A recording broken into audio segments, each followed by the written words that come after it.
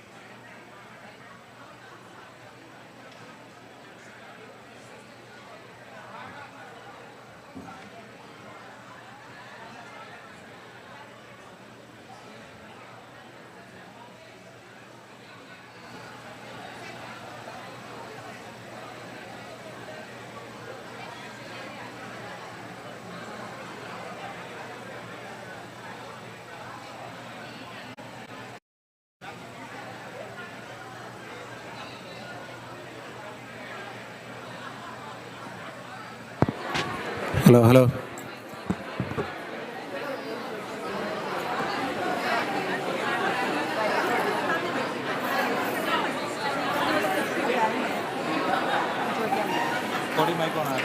On. Good evening, everyone. May I have your kind attention, please? We are ready to start the program. We are already 35 minutes late from our start time. So I would request everybody to please take their seats so that we can at least start the program now. Thank you.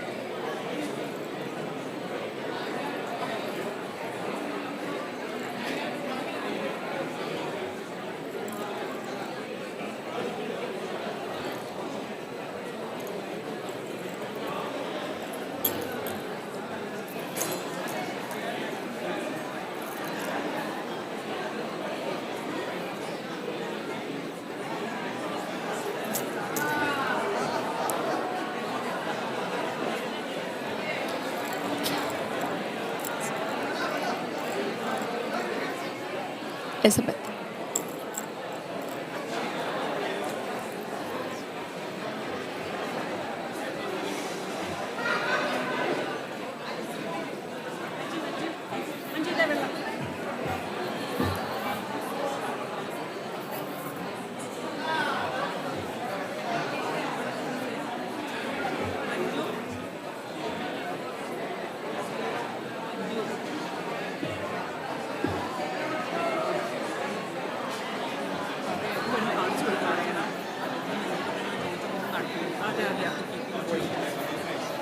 Just keep it going. You have a list. You have a list of. Okay.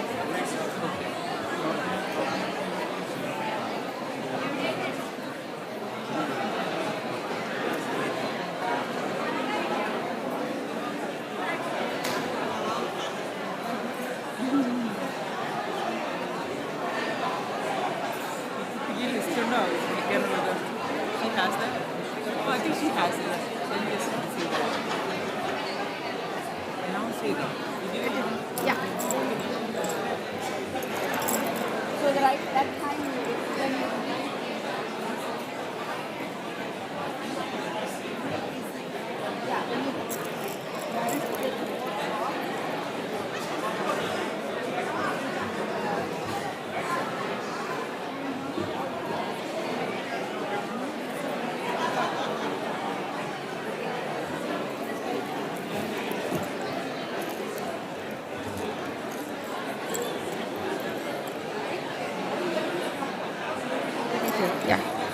Yeah.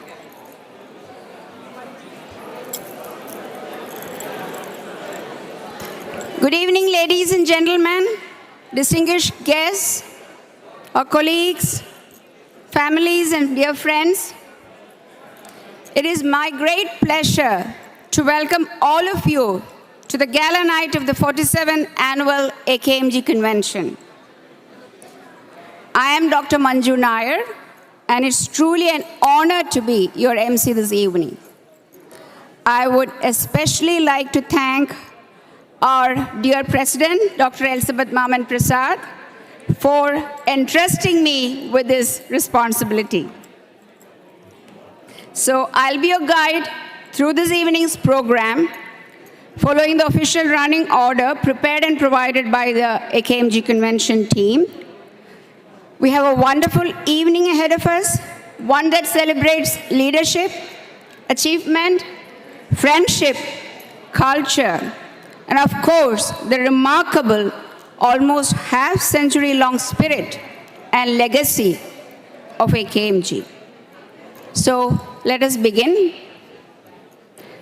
May I request everyone to please stand up for the national anthem of the United States of America.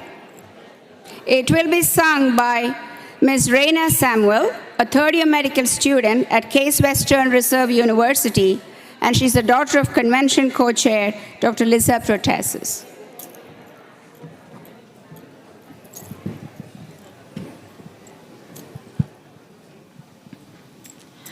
Oh, say, can you see by the dawn's early light what so proudly we hailed at the twilight's last gleaming, whose broad stripes and bright stars through the perilous fight o'er the ramparts we watched were so gallantly streaming, and the rocket's red glare, the bombs bursting in air, gave proof through the night that our flag was still there. Oh, say does that star-spangled banner yet wave o'er the land of the free and the home of the brave? That was beautiful, Reina. Yesterday, if you noticed, it was Reina's sister who sang the US national anthem. So 2 sisters, amazing singers. Thank you. Now please keep standing. We will have the Indian national anthem performed by the Akmg and Dakshri group.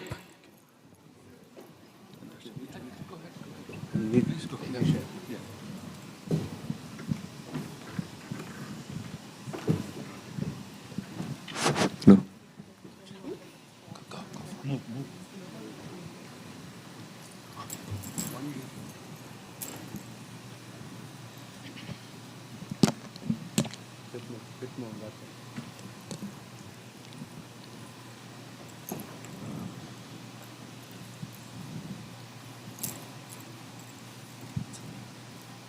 Ready.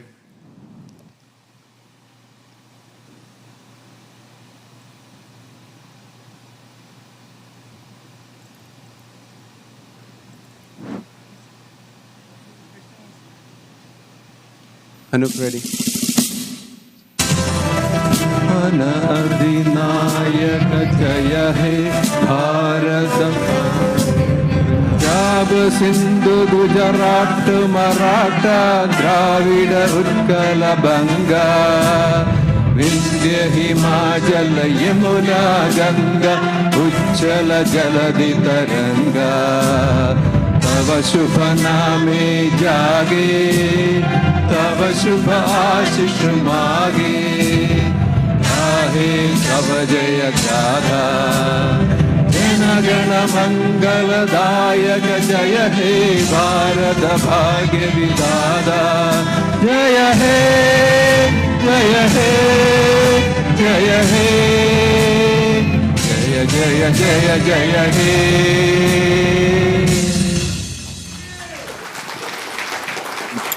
Thank you. That was our wonderful Andakshari group. Now we move to the official program. Tonight we have a guest speaker from Wall Street Alliance Group, who is our sponsor for the event, who will share some valuable insights on how physician families can protect and grow their wealth and secure their family's future. Please welcome Mr. Adil Zaman, partner at Wall Street Alliance Group, who has appeared on CNBC, Bloomberg, Fox Business, and Medscape, and has been named a top retirement advisor by the Financial Times. Wall Street Alliance Group will also be passing out a questionnaire to complete, so you can be entered into tonight's raffle, like yesterday, but tonight they're going to be giving out 3 iPads to lucky winners. Please be sure to fill out the questionnaire and hand it to the team collecting them to be included in the raffle.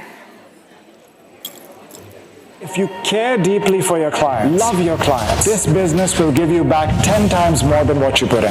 Adil Zaman is partner at Wall Street Alliance Group. Adil, tell me, where do you think we are? Time to take the action is before. Utilities, industrials. Handoff is the word of the day. Position sizing. US markets have dominated. Pullback in the market is imminent. It's putting different pieces of the puzzle together. It's going to be a very volatile environment in the market. We are both in the business of making people's lives better. Good evening, AKMG. How's everyone? Everyone having a good time? All right. Do we have the iPad winners from yesterday, the 2 iPad winners? Before we get started, we are going to have some fun. My team is distributing these questionnaires on your table. For people who put their complete information on these questionnaires, we are going to have a raffle. We are going to give out 3 iPads to 3 lucky winners. So please fill these out as soon as possible. The team is going to collect them, hand it over to them so we can announce the 3 lucky winners for the 3 iPads. So please fill this out. Let me start with 3 names. Shri Narayana Guru was born in a society that told him that his caste was low. But he tore down that idea with a single truth: one caste for all mankind. P.T. Usha missed an Olympic medal by 1/100th of a second, but made billions of people realize that a girl from a village in Kerala can outrun the world. K.J. Yusudas made the whole world fall in love with the sound of Kerala. Each one of them built something that outlived them. And AKMG, you are that too. Physicians from Kerala descent, a state with the highest literacy rate in India. And now you're fast becoming the backbone of American medicine. But there's one thing we still need to strengthen, and that is our own financial house. So may I get a show of hands? How many people sitting over here have a will set up? Okay. How many people sitting over here have a trust set up?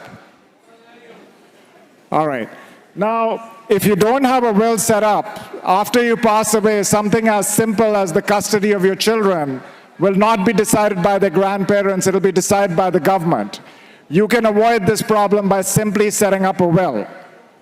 Now, even if you have a will, but you don't have a trust set up, what happens is that after you die, the state that you live in comes in and takes control of all your assets, and your estate goes through a very lengthy and a very costly probate process. And it takes a very long time before your children can get access to those assets. This lengthy and costly probate process can be avoided by simply setting up a revocable trust. Now, another mistake that people make is that after they die, they give their wealth to their children in their individual name. Now, God forbid, if the child goes through a divorce or the child goes through a creditor issue, those assets get depleted.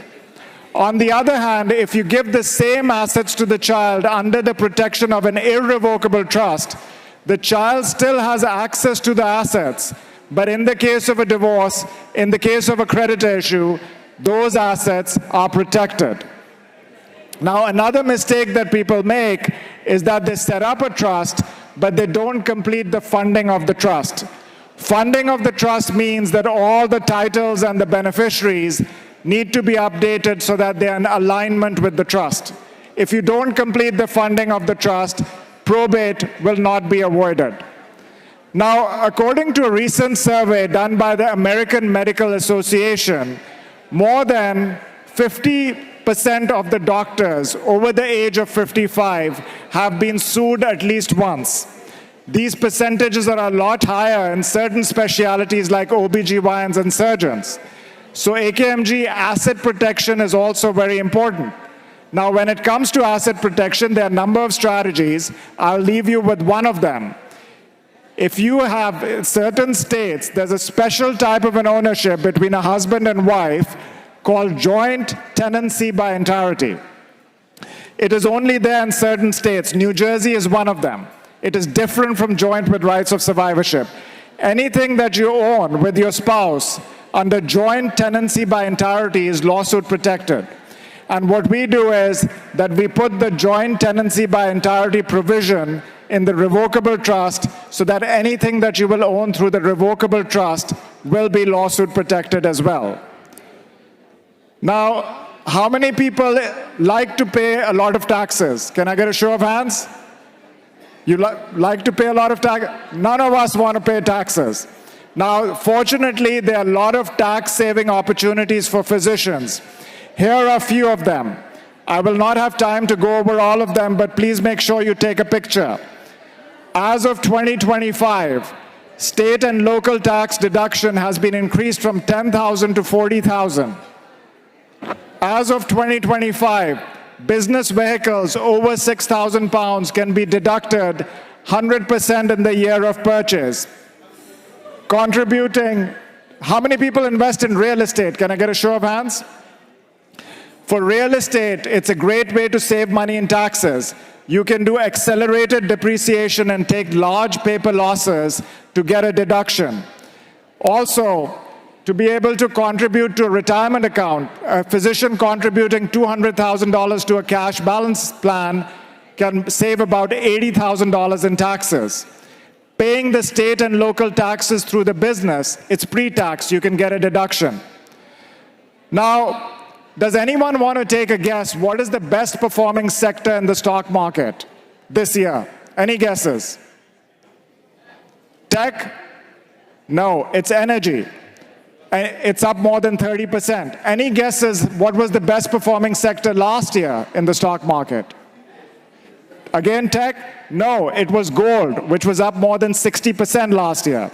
So because we hear about tech in the headlines, we all want to put all our money in the headline stocks, NVIDIA, SpaceX, Alphabet. But what a lot of people don't realize is that when the tech bubble burst in 2000, it took the NASDAQ 14 years to recover. So make sure you diversify properly to optimize your risk-adjusted returns. I'd like to summarize with you by telling you what one of my clients recently told me why he started working with me. He said, Adil, I didn't start working with you because you're recognized on Financial Times or because you're on CNBC. I started working with you because I saw a video where you spoke about how your parents had to sacrifice buying a home to send you to America, and how later you supported them to buy a home and send your brothers to school in America as well. That told me that you're sincere and that you'll take care of my family as well. At Wall Street Alliance Group, we specialize in financial planning for physician families such as yourself. We take care of everything under one umbrella, from taxes to investments to asset protection to estate planning. We have a whole team, attorneys, actuaries, and CPAs who collaborate to give a one-stop shop solution to our clients. And we work as fiduciaries. We are recognized by Financial Times, Inc. 5000. I'm regularly on CNBC. We are on Medscape, MedPage, and Medical Economics as well. Now again, ladies and gentlemen, I'd like to summarize by saying we are offering a complimentary financial plan. If you're interested, please make sure you fill in the questionnaires. As I said before, people who fill out the questionnaire, we are going to be giving out 3 iPads to 3 lucky winners. So please fill out these questionnaires, hand it to the team that's collecting them. We'll be announcing the 3 lucky winners shortly. Thank you very much, Akmg. As always, you guys have been a very polite, courteous, and wonderful audience. Thank you very much.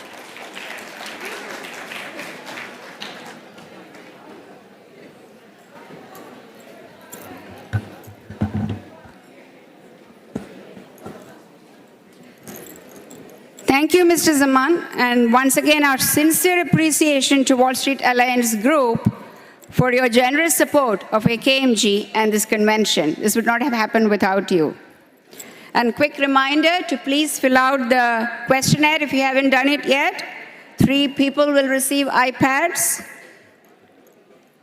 Now next, we go on to continue a beautiful tradition with which we formally inaugurate the evening. The lighting of the lamp symbolizes the movement from darkness to light, from knowledge to greater understanding, and the auspicious beginning of our celebration. So I would like to invite the following distinguished guests to please join us for the lamp lighting ceremony. First, wick number 1 will be lighted by Dr. Elizabeth Maman Prasad, Dr. Bobby Mukamala, and Dr. Rajan Thomas.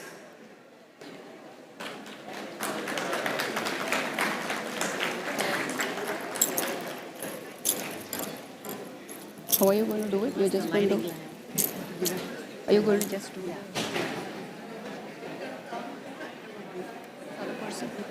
Rajan? I would also request Dr. Rekha Menon, Dr. Thomas Alapat, and Dr. C.S. Pichumani to please make your way to the stage.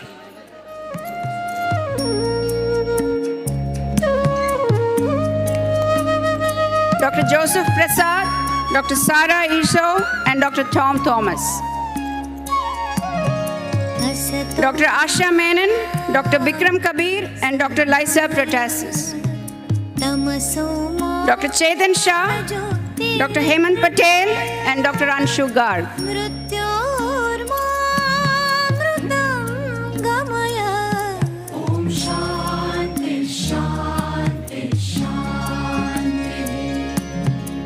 Rekha. Rekha Menon, Dr. Thomas Alapart, and Dr. C.S. Pichumani will light the next week.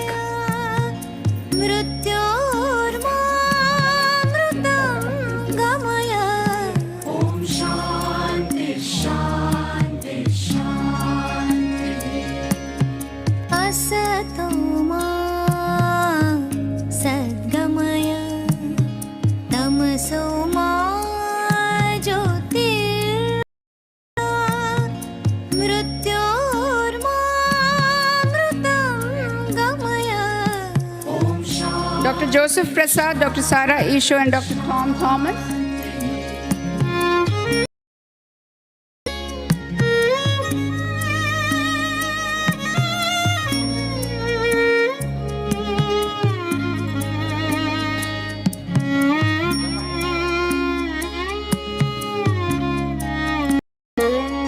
Dr. Asha Menon, Dr. Bikram Kabir, and Dr. Lysa Pratasis.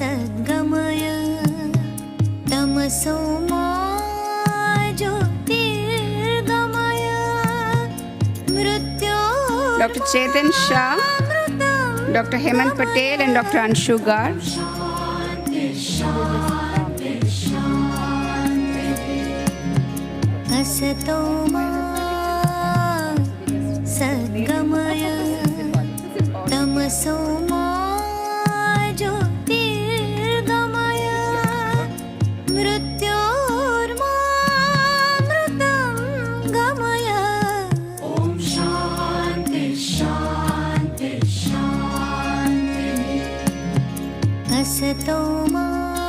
Thank you. I would request everyone to please remain on stage for a group photograph.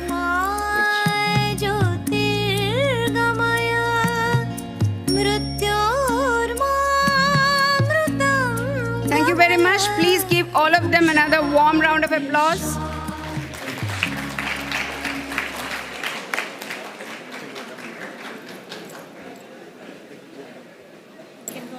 Yeah. Next, we have the presidential address. Yeah, we'll be calling you back later, though.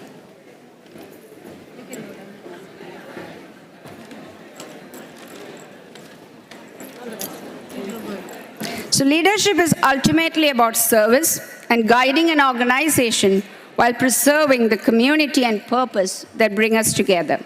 So it's now my pleasure to invite our esteemed and dear President of Akmg, whose dedicated leadership and commitment have guided us through a remarkable year, Dr. Elizabeth Maman Prasad, to deliver her presidential address. Dr. Maman Prasad, please join us.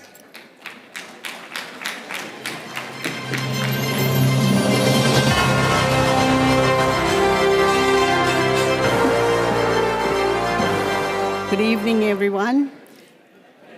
How are y'all feeling? Good? Can I just lower it a little bit? Sure. Maybe we can hear you.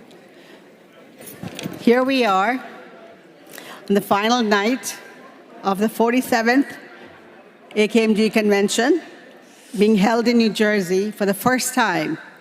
Although Akmg has been around for over 46 years, and this is our 47th year, it has been truly a historical event for us. Can you hear me? So, dear Akmg family, invited chief guests, keynote speakers, tonight I give my final presidential address, serving as the 47th president of this organization, and I am the first diaspora president. Though I was not born or lived in Kerala, being born to parents of Kerala origin, it's a great honor, and with humility, I say thank you for investing and trusting me in this role. I know I could not have done this without the fabulous team whom you all met over the past few days. We came together to give you the best convention possible. This organization is a family. As a family, we work together, share a burden, and come together to make things better. Thank you to all my friends here from National EC, BOG, BOT, various chapters of AKMG, such as New York, New Jersey, the latest one, Georgia, Florida, Michigan, Mid-Atlantic, California, Texas, and Arizona. Of course, we cannot forget Canada, England, UAE for your support. I also want to thank my dear family, my husband, Dr. Joseph Prasad, who had no idea what I was getting myself into in this leadership role a few years ago. I want to say thank you so much for your support. Also to my family, my brother, Dr. Alexander Mammon, my sister-in-law, Dr. Sarah Mammon, my cousin sister, Dr. Rachel George, Mr. Vijay George, and my nephew who gave his first AKMG lecture today in orthopedic surgery, Andrew George, for being here and this being their first annual convention. I want to take at this time to thank Manju Nair for graciously accepting to be the MC at the last minute for the night, despite her busy schedule in Wisconsin. She flew out here to accept my task that I gave her, and I really, really am grateful to her for that. I also want to thank all the entertainers that I've done in the last couple of days. It has been fabulous. And the entertainment that we're going to have later tonight through Terra Arts, for which will be a treat for you all. I also want to especially thank our chief guest, Dr. Bobby Mukmala of AMA past president, and Dr. Chetan Shah, who is representing as an ENT physician, although he is a member of the New Jersey Medical Board, and I believe he is the president. I'm assuming Dr. H. Patel will be on his way. He is our president of AAPI, past president of AAPI, and who was so instrumental in helping me during my presidency as New Jersey chapter. And as AKMG president, Dr. Anju Gaur, a dear friend and a colleague, who will be in a few years will be the president of the medical staff, for being here. Thank you to the entire AKMG family for being here, and I hope your visit to the Garden State was enjoyable. I know I thanked a lot of you over the past couple of days. I won't repeat myself today in the interest of time, but our convention chair will do those honors at the vote of thanks. I hope that you enjoyed the various activities at the convention, which many of you said was refreshing and enjoyable, and you have some memories that you can take back. So have a wonderful night, and I wish Dr. Thomas Rajan and team a wonderful 48th convention next summer at Niagara Falls. Thank you once again, and it has been my honor and a privilege.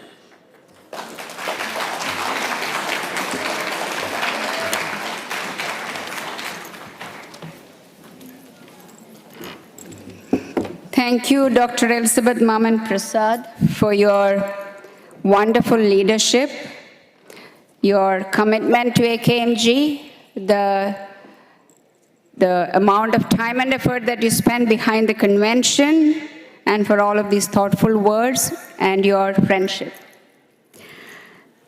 And now, as we look ahead to AKMG's next chapter, it is my pleasure to invite Dr. Nijal Haroon to introduce our incoming president, Dr. Rajan Thomas. Dr. Haroon, please join us, and Dr. Thomas will be coming on stage, and Elizabeth will be passing on the gavel to Thomas Rajan.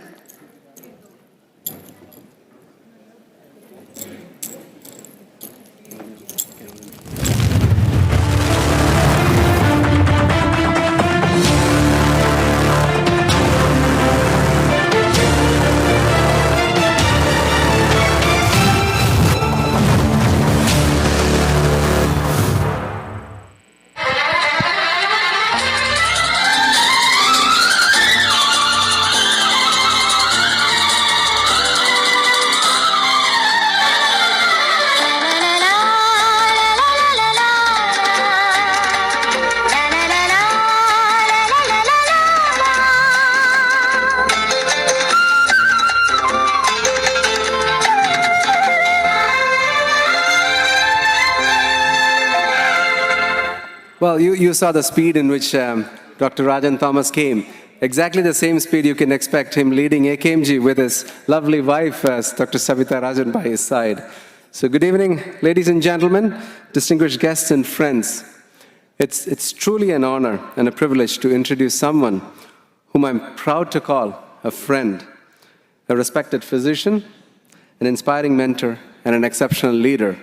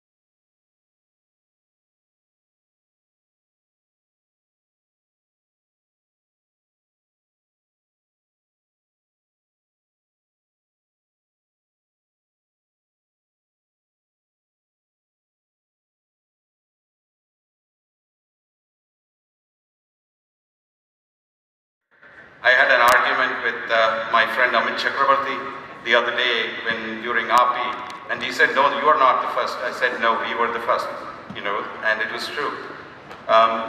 What they created became much more than a professional organization. They created a family.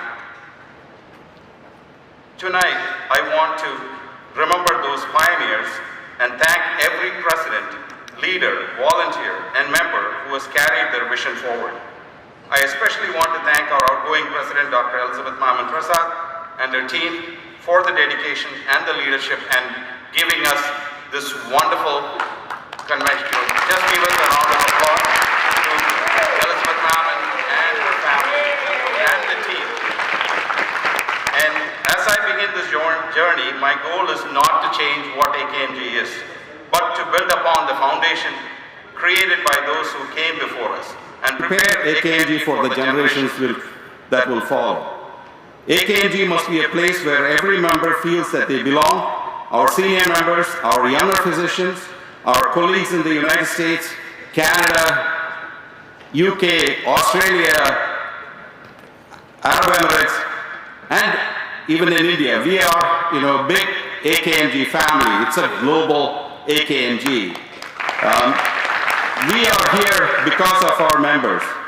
My commitment is to provide transparent and accessible leadership, to listen to, welcome new ideas, and to work together. I also want to strengthen the philanthropic heart of AKMG. We have been fortunate in our lives and careers, and I believe we have a responsibility to give back. Mentorship is especially close to my heart. I have personally seen how mentorship can change the life of a young international medical graduate. My dream is simple. The young physicians we mentor today should return tomorrow, not as mentee, but as mentors. That is how we build a legacy. We must also strengthen young AKMG and give our next generation meaningful place in this organization through mentorship, innovative CME, professional networking, and cultural activities. I am pleased to hear that the HS has been thinking about creating a next-gen fund towards this cause. AKMG is...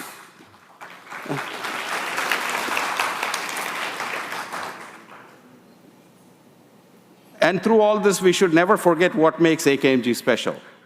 AKMG is simply not an organization. It is friendship, it is mentorship, it is service, it is our culture, and above all, it is family.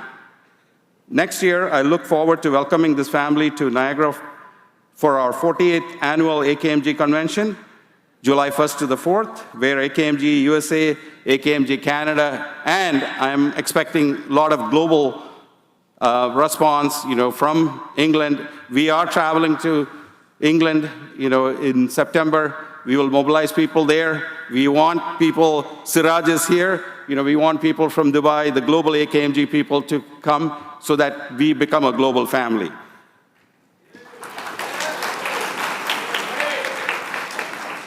Finally, thank you, my family, our board of governors, and our executive committee, and every AKMG member for placing your trust in me. Tonight, I accept this gavel knowing that it does not belong to me, it belongs to AKMG. Standing on the shoulders of those who built this great organization, let us move forward together, united in purpose, grateful to our past, and excited about our future.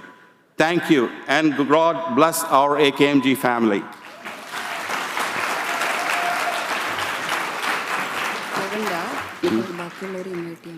Okay. Yeah. Thank you, Dr. Thomas Rajan. You have your task cut out for you. But we are all looking forward to the Niagara Convention. People have started registering already, so I encourage each and every one of you to please register for the 2027, right? Yeah, 2027 AKMG Convention, which is going to happen in the beautiful Niagara Falls area. I personally believe it's going to be a beautiful occasion, especially because of the fact that we saw a video yesterday with the fireworks, and it's going to happen around July 4th, which is the Independence Day, so all the more better. So now may I invite the rest of our incoming leadership team to join us on stage. President-elect, Dr. Shelby Kuti. Vice President, Dr. Nisha Nijul Haroon. Treasurer, Dr. Reena Kavlavital. And past President, Dr. Elizabeth Maman Prasad.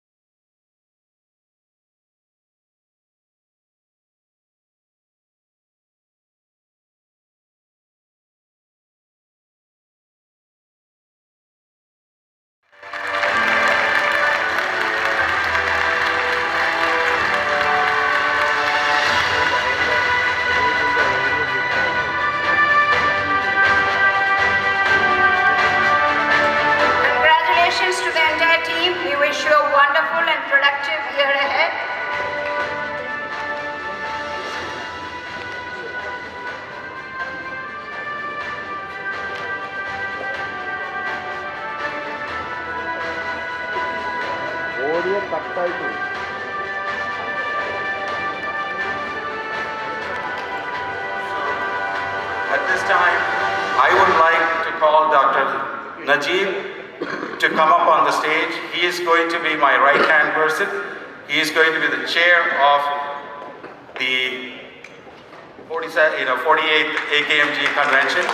So give him a big hand.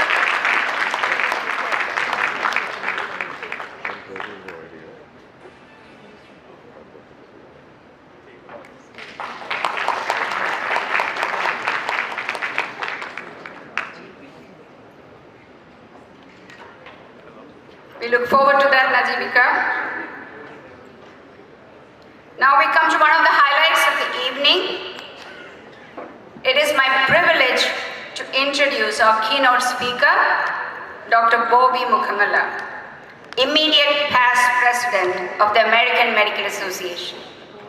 His address this evening is the future of medicine and the important role that IMGs play in US healthcare. Dr. Bobby Mukkamala, just a few words about him, is a board-certified otolaryngologist, head and neck surgeon in private practice. In his hometown of Flint, Michigan, he is, as I said, the immediate past president of AMA. He's a passionate advocate for public health. Dr. Mukkamala is deeply committed to creating a more sustainable health system that better supports physicians and more effectively serves the needs of people and communities. Dr. Mukkamala joined the AMA's Board of Trustees in 2017 and has been active in AMA since residency. He is a past Michigan representative to the AMA Young Physician Section and a past recipient of the AMA Foundation's Excellence in Medicine Leadership Award. Dr. Mukkamala previously served as the chair of the Community Foundation of Greater Flint, where he guided its focus on funding projects to reduce the effect of lead in children. He also co-chairs the efforts of the Scrim Fitness Foundation to incorporate mindfulness in the efforts to improve community health. And he recently joined the board of the C.S. Moore Foundation, headquartered in downtown Flint. So it's my great honor to introduce the immediate past president of the American Medical Association, Dr. Bobby Mukkamala. Please give him a big hand.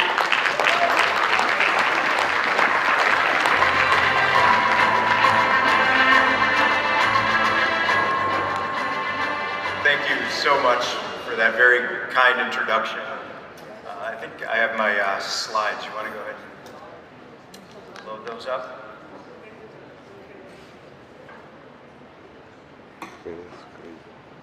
There we go. Well, it's, thank you, Dr. Elizabeth. Thank you, Dr. Rajan Thomas. Thank you, everybody. As you heard, I'm immediate past president of the AMA. We arranged this when I was still president. I didn't run for re-election. There's no such thing, so don't worry, they didn't choose otherwise. My term ended last month, and so now I'm the immediate past president. You're stuck with me. Oh, is it working? Okay, good, all right. But thank you, because for me, this is kind of as close to a homecoming as I could probably have serving as president of the American Medical Association. You know, I spent about 200 days this past year traveling, talking about healthcare to anybody and everybody, from patients to physicians to lawmakers, the people that create healthcare policy, hospital systems. But this is a homecoming for me because of our heritage. My parents being immigrants from India, my dad being involved in API as a past president of API, which of course, again, came after the AKMG. I got to tell him that and make sure he doesn't fight me on that now that I learned this fact. But it's with pride that I'm here with you today to talk about the things that are on my mind, some of which is on every physician's mind in this country, but some of it which we relate to knowing what our heritage is, coming from another country to practice medicine in this country. And so, you know, my own story is very much connected to yours because of my parents being immigrants. And I would say that it's an exciting time to be involved in healthcare. Right? I never thought that when I was elected as president of the American Medical Association, I always used to hear about past presidents talking about how much was going on and how stressful it was for them to be president and the headwinds that they faced. And I always thought that maybe they were exaggerating, talking about I had it harder than ever. And I'm not the type of person that would say, oh my gosh, I had it harder than ever. But they tell me at the AMA that I might have set a record for the number of days of travel to talk about healthcare in this country just this year, which to me means that there's a lot going on. And yes, it's an honor to serve. And some of those things are exciting and some of them are purely challenging, right? The administrative burden associated with taking care of our patients, the burnout that we feel, the financial pressures associated with that, and then even the lack of confidence in physicians that we have now because of things like social media and things like that. So it has been an interesting time, and then in particular, I'll talk about this in detail, the challenges that international medical graduates are facing more now than I've ever seen. So we'll go ahead and dive in. So these are just some of the details about my background, obviously serving as immediate past president of the AMA. I'm an otolaryngologist in Flint, Michigan. That's my day job, an ENT physician. And I share an office with my wife, Nita, who's an OBGYN. So I was born in Pittsburgh. Nita was born in Detroit.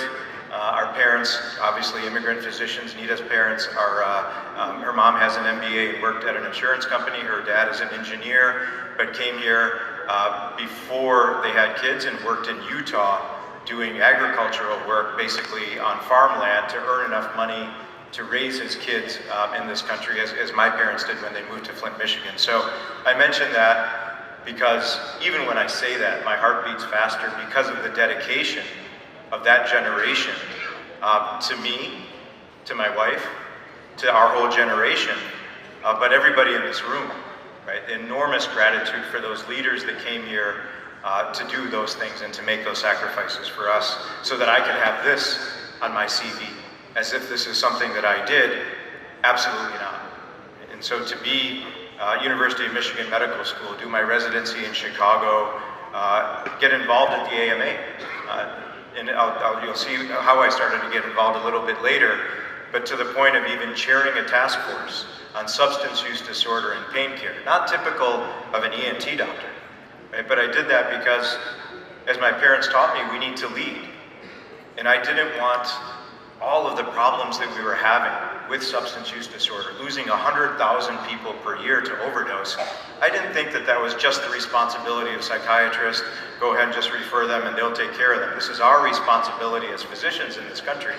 So I got my X waiver to prescribe buprenorphine, which is a little weird for an ENT doc to do that, but the AMA saw that and they thought this was a good opportunity for all physicians to be involved, including an otolaryngologist, on something that is killing 100,000 people a year. And we made some progress. Now that mortality from overdose is about 70,000, big improvement, but still a very high number. Then you heard some of my other activities. The Charles Stewart Mott Foundation is an interesting one, not typical of a physician. Charles Stewart Mott was one of the early suppliers for General Motors. He made the axles and the wheels that go on these cars back in the 1920s, and he started a charitable foundation. And so they appointed me as a board member of that organization, and they do work all over the world. and to promote a just, equitable, and sustainable society. So an excellent way to take what I've learned from my heritage and apply it again all over the world through a charitable foundation that happens to be headquartered in my hometown that has an endowment of $4 billion. So I think of the good we can do with our passions by being involved in something like that.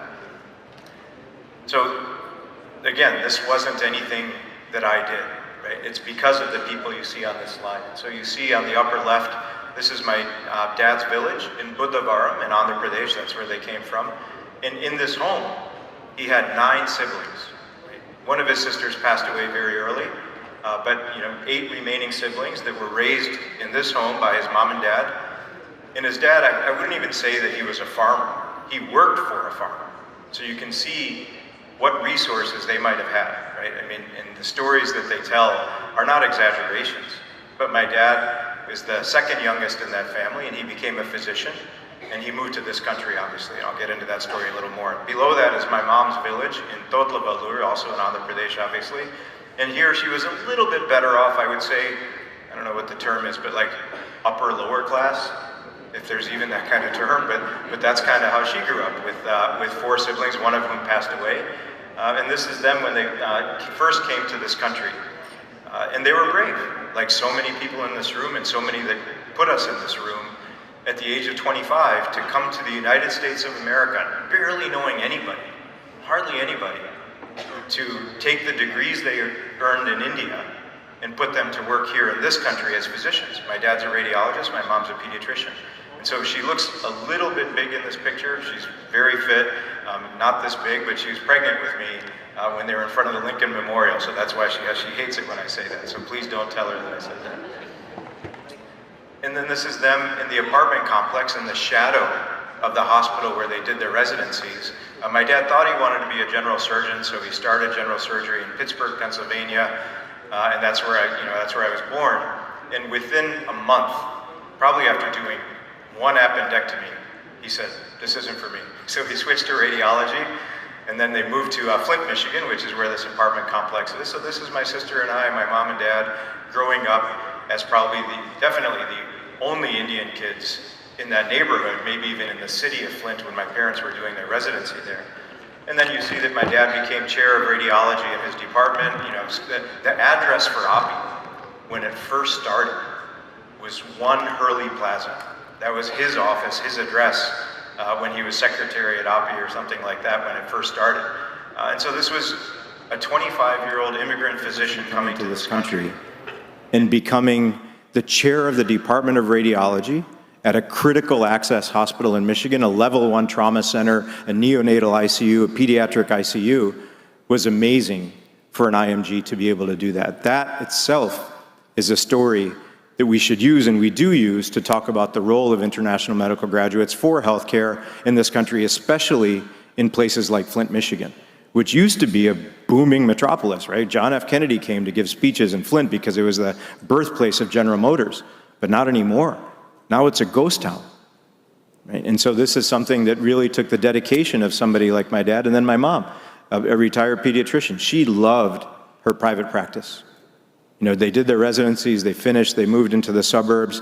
My mom practiced until she was so frustrated when she made a bad decision. She gave her practice to the hospital system, the same one they did their residency, right? So a nice hospital system. And then the administrative burden, where now she can't manage her own practice anymore. That created so much frustration that she decided to retire early. And she's gone on to do something even just, if not more amazing. She moved back to India, so she spends every month there except summertime. When it gets too hot in Vijayawada, she comes back to Michigan. But when she went there, she started Chinmaya Vijaya. Swami Chinmayananda was somebody that my parents became disciples of, and I remember going to see Swamiji when I was a kid growing up. But she started Chinmaya Vijaya, where she's adopted 130 orphan girls in Andhra Pradesh and has been raising them. The oldest ones are now married, so new ones are coming in. But yes, this is something that now she'd forgive me for speaking. She wouldn't scold me anymore because I got people to clap for her. So thank you for that. But this was, again, the amazing story of immigrant physicians and what they do in this country and what they do for Bharat when they go back, that my mom started this. And then the other thing I'll mention here is that they were not just practicing medicine, right? So this was the first home they bought after residency. So this is probably early 1980s, within a decade of finishing residency. And here they are with our senator from Michigan in their driveway. I happened to find this picture as I was kind of cleaning up everything in the basement.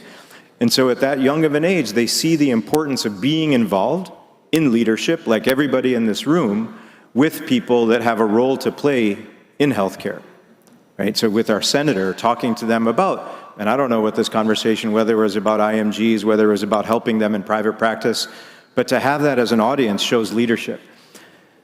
But then this is the confession, right? So this is what I was, which was very apathetic. And I say that because you probably know exactly what I'm talking about. When I speak to the non-Indian audiences, they can't believe that it was like this. But when I was growing up, all I cared about was getting good grades to keep my parents happy. And I don't know exactly how this is in Kerala, but if I didn't get good grades, I would get punished. And so there's something that they call gunjis. Did you guys ever have to do gunjis growing up? So gunjis is when my parents made me do this. So I must have done like 10,000 gunjis. But this is the punishment for not getting a good grade. And then I told them once when I was a junior in high school that I didn't want to go to medical school. I wanted to become a journalist. And most families nowadays would say, well, why do you want to do that? Explain it to us. Maybe you should do this. It would be like a normal conversation, not with my parents. They basically grounded me so I couldn't do anything after school. When the school bell rang at 3 p.m., I got on the bus, I came home. I couldn't do anything like go to any football games or dances in the high school until I finally told them, fine, I'll be a doctor. And so then they forgave me. But even through medical school, even through residency, all it was about was just focusing on what I needed to do to get good grades in medical school, to get into an early match otolaryngology program, which means it was pretty competitive. Nothing that I was thinking about was about health care in general. Yes, it was about an individual patient. What do I do with somebody with an earache? What do I do with somebody that comes in with a lump in their neck? Good clinical background, but nothing about the healthcare system, the things that make it hard to take care of people like that. I was just apathetic. And then I call myself a late bloomer because when I started my practice, Nita and I started our private practice in the year 2000 when we finished our residencies, and it was just two of us in a rental building in Flint, Michigan. I moved back because some people like to hear me say that I moved back because Flint needed us. The reality was we gave birth to our twin boys 1 month before the end of my residency, and we decided that parents are cheaper than babysitters we would pay for in Chicago. So I would love to say it was to help the community. I say that now, but the reality back then was we needed our parents' help. So we started our private practice. This was 26 years ago. And when I started my practice, that's when I realized the problems we were having just doing what we know is right for our patient. I saw a patient that had a neck mass, head and neck cancer, and I knew we should get a PET scan. It took me a month to get approval in prior authorization to get this PET scan, right? That is sinful to make a patient wait that long. And then, of course, when I do the neck dissection and spend 4 hours in the operating room, and then I submit the claim, and this was before electronic, billing, right? We used to have, some people in this room know the HCFA forms, the red and white lines, and you type it in, then you fax it to the insurance, you mail it, with a stamp on it to the insurance company, denied payment, right? And this is how it was for my entire first year of practice. If that form, if what was supposed to be in the red line is a little too much in the white line, denied claim. And so then I got mad. And I decided I was going to go to law school. So I go to the law school orientation at Michigan State University to go to evening law school. And my wife was mad because we had newborn twin boys, and I was going to be gone every evening getting my law degree to sue an insurance company. And then that's when somebody told me about organized medicine, about the Michigan State Medical Society that literally exists to fight these battles for us so I can continue my private practice, I continue being a good dad and a good husband, and they will take care of these things for me. That's when I got sold. So then I started to get involved in organized medicine, state medical society president, county medical society president, obviously AMA president, because getting involved in fixing healthcare doesn't necessarily have to require us to get a different degree or even do what I do, which is traveling for 200 days. I would say joining those efforts through organized medicine, through organizations like this, through the AMA, is how we can leave this world better than we found it. So now this story, right? Some of you may know, but exactly a year and a half ago, I was giving a speech like this, and as I was kind of scrolling through, I lost track of the words. I thought I saw it, kind of like that. And I thought my iPad malfunctioned, but everybody in the audience had heard me talk many times, right? They elected me president-elect already at that point, and they thought I had a stroke. So this was in Orlando, so they insisted. My wife came to find me after they gave that speech, and she said, we got to go to the hospital. So I went to an urgent care and had all my vitals checked, and everything came out fine. And they said, well, maybe it was a TIA. When you go home, you see somebody and figure this out. So I finished my speeches, and everything went great, and we get home, and this was a Tuesday night. I dropped my wife, Nita, off at home. She thought it was a stroke, a TIA something. And so when I'm going to get my MRI scan, she's getting rid of all the junk food in the kitchen. Everything, right? Chocolate, ice cream, salt, all the stuff that's so tasty but bad for you and may cause a stroke, thinking I had a stroke. Well, this is what the MRI scan showed, right? And you don't need to be a radiologist, you don't even need to be a physician to see what doesn't belong in this picture, right? So you see this big white mass in my left temporal lobe. So this ended up being a brain tumor. And it's stupid to say this, Benita would get mad, but as soon as I got home, the first thing I could say was, get the junk food out of the garbage can. I didn't have a stroke, I have a brain tumor. And she kind of looked at me like this. But it was a reality, and immediately I got my dad on the phone. Again, he's a radiologist, and we did the WhatsApp call, and my wife was in the room, my dad was on WhatsApp, my mom's on WhatsApp, my kids, and I told them, this is what's going on. Immediately, I got involved. I had the access to healthcare as somebody that lives in the upper class, that is related to medicine, being a leader in medicine, being a physician, and I had half a dozen consultations with neurosurgeons virtually within 1 week, trying to figure out, this is a big tumor, right? It wasn't just a straightforward thing where everybody agreed this is what needs to be done. Half a dozen consultations about anterior approach, posterior approach, 2 different surgeries, all of these details. And then a week later, we decided to go to the Mayo Clinic, and I had my awake craniotomy, almost 12 hours, and they got 90% of the tumor out. So I put a sad face and a smiley face because this is my post-op MRI scan. And it's been the same now for the past year. Not that residual tumor there in the middle hasn't grown at all. So it's a blessing indeed.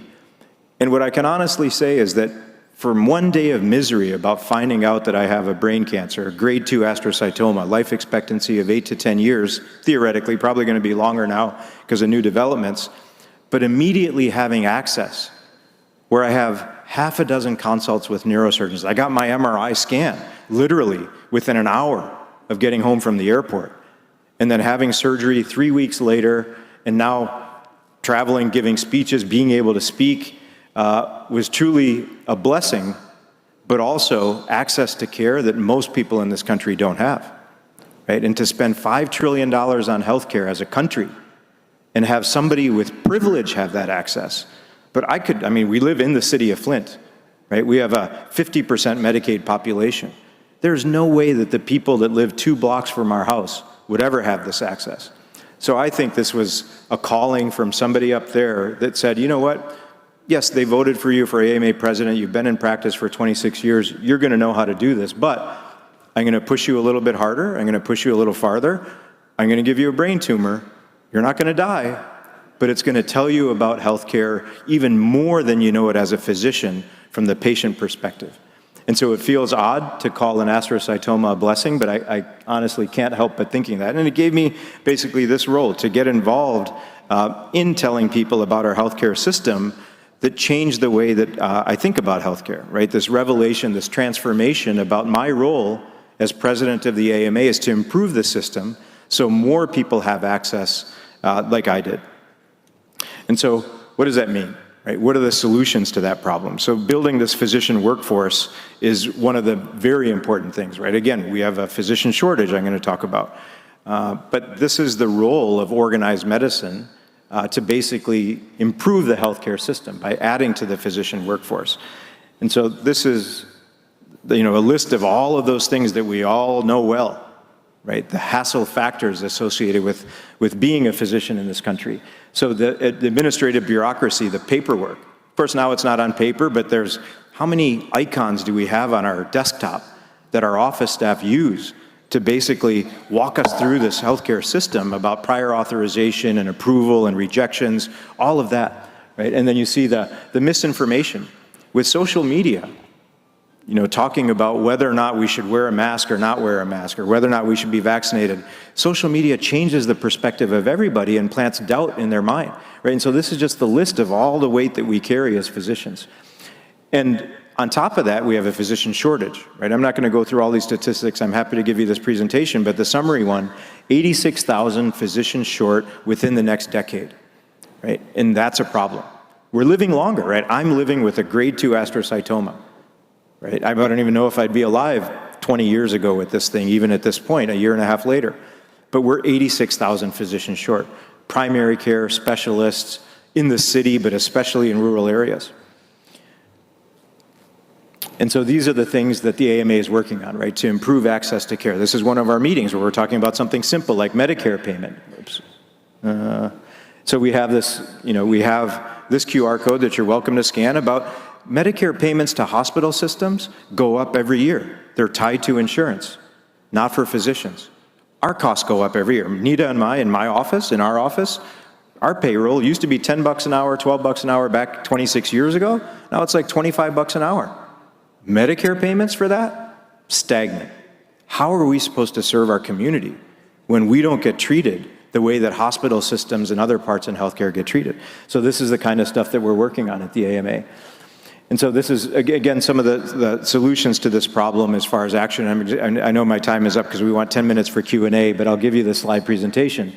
But this physician shortage as it relates to IMGs is something that's come up a lot in my presentations. And again, somebody up there had a plan that in a year that's more challenging than I've ever seen for international medical graduates, to have the son of IMGs be the president of the loudest voice speaking on behalf of physicians is not coincidence, right? And so because of that, that's exactly why we've been working so hard on this. And so you'll see, this is me talking about H-1B visas that now have a $100,000 bill associated. My parents came on the equivalent of an H-1B visa. My neurosurgeon, Dr. Ian Parney, is a Canadian. He came to the Mayo Clinic on an H-1B visa. There is no way that he'd be able to come if somebody had to come up with $100,000 to bring him in.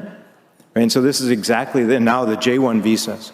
Right? We know what it's like when the residents started just last month, when they're struggling to get a J-1 visa, particularly those from India and Pakistan and other places like that. Right? These are the things that we've been working hard on at the AMA. And so I'll just close with this slide, right? And you can go ahead and read it, but it just taught me so much about why physician leadership, like the people that are gathered here today, like the American Medical Association, are so important. And so what I would simply like to say is thank you so much for this homecoming feeling that I have when I speak to you here at the tail end of my time in leadership of medicine. It is wonderful to be alive. My parents, they're Hindu, but they sent me to Catholic school my whole life. And so I learned about Jesus in Matthew, Mark, Luke, and John Monday through Friday. And then Sunday they took me to Balavihar class in the temple. And so I would just say that I'm a happily confused guy. And thank you so much for this opportunity to be with you. Thank you. Thank you. Did you want to do some Q&A, or they said Q&A? Okay. Yeah, for sure. No, thank you so much. Thank you. And I think, go ahead. Thank you.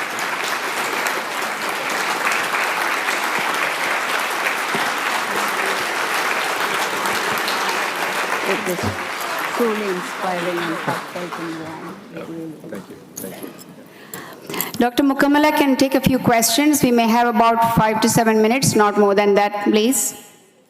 You okay? Yeah, sure, absolutely. Yeah. I would love to hear what's on your mind. Yes, please. Yeah. Can you speak up? We can get a mic, though. Oh, go ahead and just speak louder, yeah. Oh, here we go. The Michigan team is just proud of you. For real, for real. Well, so Manala and the team, Thank you very much. But, you know, going to Catholic school Monday through Friday, blessed are the meek, It does. for they shall inherit the earth. Yeah. So despite you saying that, I'm trying to be meek. Wonderful. So here's a challenging question. AMA, how well, because I love what you do. Amazing story, right? How well does AMA represent the average physician in the country, changing politics? You know, what's going on in our country right now. How well do you do lobbying? It's a concern because I see my young graduates, residents, they don't want to be part of AMA. They don't see the need or the desire for many reasons. Can you just highlight that? Because that's critical for the future of the young physicians in this country. Yep. So I would say, I would ask anybody that has that sentiment, even medical student, are you excited about your future, right? Are you looking forward to it? Do you see it as beautiful to be a doctor in this country? I've never met anybody that feels like it's easy and wonderful and there's perfection. In fact, it's quite the opposite. Not even a little imperfection, but so many headwinds. So what is it that we have to do? It's so much of what I showed you. So what is the AMA doing? We literally have an office in Washington, D.C. I have my own office within that office because so many times I'm there sharing the physician perspective because we know we spend $5 trillion a year on healthcare. And it's led by non-physicians. So how are we going to be at that table? Right? I showed some people earlier. I work a lot with HHS.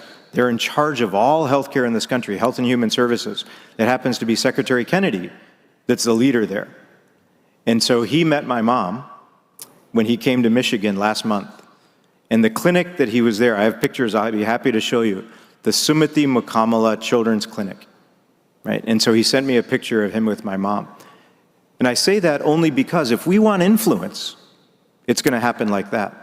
And I don't think it's a coincidence that he came to visit the AMA president and met his mom. That's something that gives us a reason to continue talking.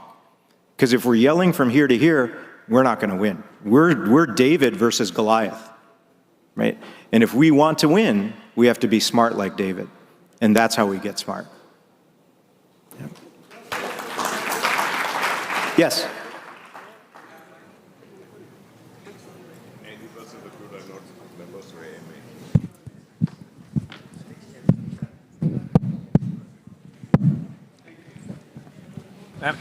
Excuse me, ma'am.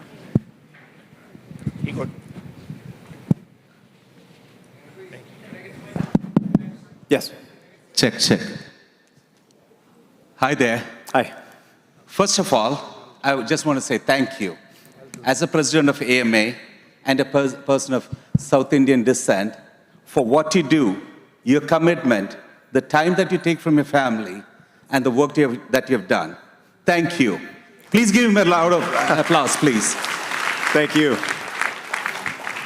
Now comes the question. Yeah. As a fellow taxpayer from the wonderful state of Michigan, and I'm sure you're from Flint, so you've heard about the lead poisoning that has infiltrated the water in our town and affected a lot of people for a lot of years.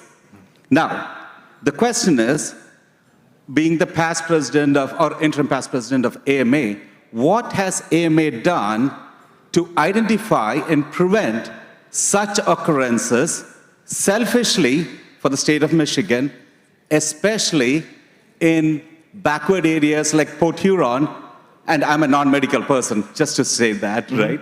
But backward areas like Port Huron, Detroit, things like that. What has the AMA done to identify and probably prevent this from occurring in the future? Yep. And once again, thank you for your service. Oh, thank you very much.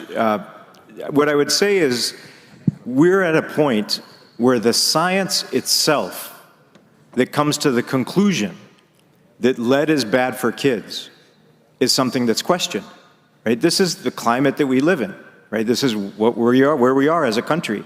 And so I served on the Council on Science and Public Health for 8 years before I started on the board of the AMA. That is exactly what CSAF, that council, does, is to show the data about what lead in a kid will do. about what contamination in water in general, about what this exposure would do, what a lack of vaccinations would do. This is the data that gives the science that then we can use to accomplish the change that we want. So Dr. Mona Hanna-Attisha, she's the pediatrician that discovered elevated lead levels in the kids that she took care of. She came to our county society and presented that the day before it went public, right? It's because of people like that that prove the problem to everybody else that then that problem gets solved, right? And now 99% of the lead pipes, we live in the city, Nita and I, our lead pipe has been changed. But it's because of a physician and their science that then influences everything. And she, that wasn't too challenging. It was definitely challenging, but not as challenging as some of the other things we deal with, like immunization practices, right? HPV vaccine, that's something that everybody should be getting now. And it's something that's still a hassle. So this is the role of the AMA. We can't accomplish the end, but we can lead people in that direction, and that's what we do. Yes. Thank you very much. Your speech was so moving and excellent. Thank you for that.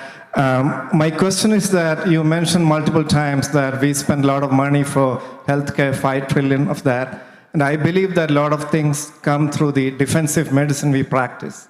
That is, people are scared that you will be sued, so that the people you are mentioning, the DC, that is probably the trial lawyers and all those people, how AMA is representing doctors to fix that, that is for a tort reform, anything like that, so that the healthcare can be more accessible. That's number one. Number two is that I thought that the H-1B issue for doctors there, it's not there. I think you don't need $100,000 for doctors, hire doctors to university system. It's for the, No, so that's what we wanted. So I'm just going to start with that one. We wanted an exemption for physicians. That hasn't happened yet, right? So this is something that they proposed, and nobody's paying that check yet, but it hasn't been taken back either, right? So this is still something that could happen. And there is no exemption yet for physicians. And then, again, my brain tumor catches up with me a little bit, but tell me real fast your first question. Oh, litigation, yes. So we have a litigation center of the American Medical Association that joins as plaintiffs or defense in any case that we think has value to prove something to the entire country. Not just that, we have the American Medical Political Action Committee. So we can make sure that those that see something like tort reform, right, limits on what a jury can give to a patient that we know is exaggerated. Tort reform protects us from that and allows us to practice. When my wife finished her training in Chicago at Rush, malpractice insurance for an OBGYN at Rush, in Chicago, $100,000 per year. We went across the border to Michigan, for reasons that I told you, $40,000 per year because we have tort reform. Right, so these are definitely the things that we work on, just related to medical malpractice, on top of all the other things I showed you. So yes, we work hard on that in every state, every time. Cool. Hello, my name is Asweel. I'm a first-year medical student, and I just want to say I really enjoyed... Oops, sorry. Hello, my name is Asweel. I'm a first-year medical student. I really enjoyed your speech. I think one of the points that you made was the fact that prior authorizations and billing being such a headache in the healthcare field. And now in 2026, you're seeing a lot of companies try to fight that with different AI applications being launched. So my question to you is, what is your opinion on the AI being infiltrating into the healthcare space? And are you someone who supports it? Are you someone who's skeptical, or someone who's against it? So I just want to hear your opinion. So it used to be that when you surveyed physicians, just like you asked me, it used to be 60% of us were concerned about AI. Like, I'm not so sure about that. Now it's 60% that support AI, that are excited about AI. But when we talk about AI, everyone calls it artificial intelligence. When we say AI at the AMA, we call it augmented intelligence. It should help us to help our patients. And so we want to have a role. We now basically have a group that works on digital health and AI, right? An entire council on that, to make sure that whatever's being created by those brilliant people that create it, that a physician needs to be involved instead of getting something when it's done, beautifully gift wrapped in a box that has $1 million bill saying, here's your AI program, use it. That's not going to work. Right? And so, yes, we want to be involved so it augments our ability, and we do a lot of work as it relates to AI. Because now I have an AI button on my EHR that's now 2007 I bought it, and I just put it, it just listens to me and talks to my patient and comes up with a pretty good note. But I want to be involved when it gets developed, and instead of junk that I'm paying for. Yeah. Oh, yeah. Oh, in my office? No, I'm in Flint, Michigan. I don't make enough money to buy something at the Consumer Electronics Show. I'll wait till it gets cheap, and then I'll buy it. But I want to be involved so that stuff is amazing, just like I haven't bought a new car in a long time for the same reason. I'm sorry, but that's the last question in the interest of time. I'll come talk to you. Yeah. Yeah. Yeah. Thank you so much. Okay, thanks, everybody. We invite, please stay on stage. We invite the President, Dr. Elizabeth Maman Prasad, and the Convention Chair, Rekha Menon, to felicitate Dr. Mukkamala.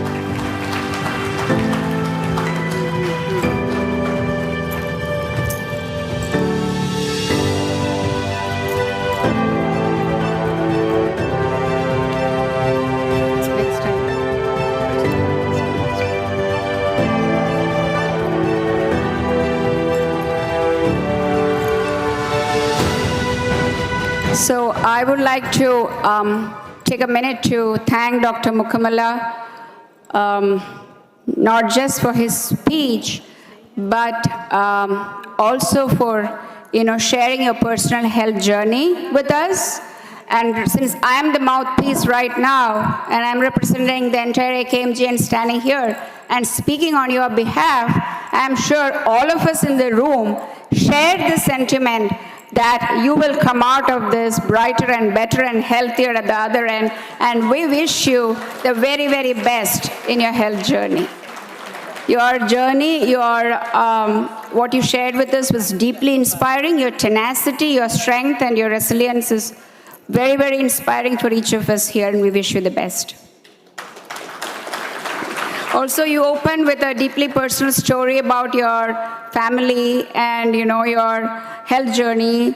You're capturing our attention because I strongly believe that storytelling is a way to get to every single person, because I believe there's a child in each of us and stories resonate with us. So thank you for doing that, and thank you for not making your speech very dry. So it was warm, heartwarming, inspiring, and thoughtful. Thank you so much. Our next distinguished guest for the evening is Dr. Chetan Shah. Dr. Chetan Shah is a board-certified otolaryngologist, healthcare executive, and physician advocate with over 2 decades of clinical and leadership experience in New Jersey, a graduate of the accelerated BA-MD program of Rutgers University at UMDNJ. Dr. Shah completed his residency and served as a chief resident in otolaryngology, head and neck surgery. He's a founder and partner of Princeton Eye&Ear, the surgery center at Hamilton, and physician management systems. Currently, Dr. Shah serves as the president of the New Jersey State Board of Medical Examiners, a fellow of the Federation of State Medical Boards, and the chief of ENT at Capital Health System. He holds academic appointments as a clinical assistant professor of surgery and serves on multiple public and private corporate boards, including Atlant Medical, recognized multi-year as a New Jersey monthly top doctor. Dr. Shah joins us tonight as an independent practitioner to share his perspective on the future of private practice, and his address is titled Beyond Corporation, Why Independent Medicine Still Matters. Ladies and gentlemen, please join me in welcoming Dr. Chetan Shah.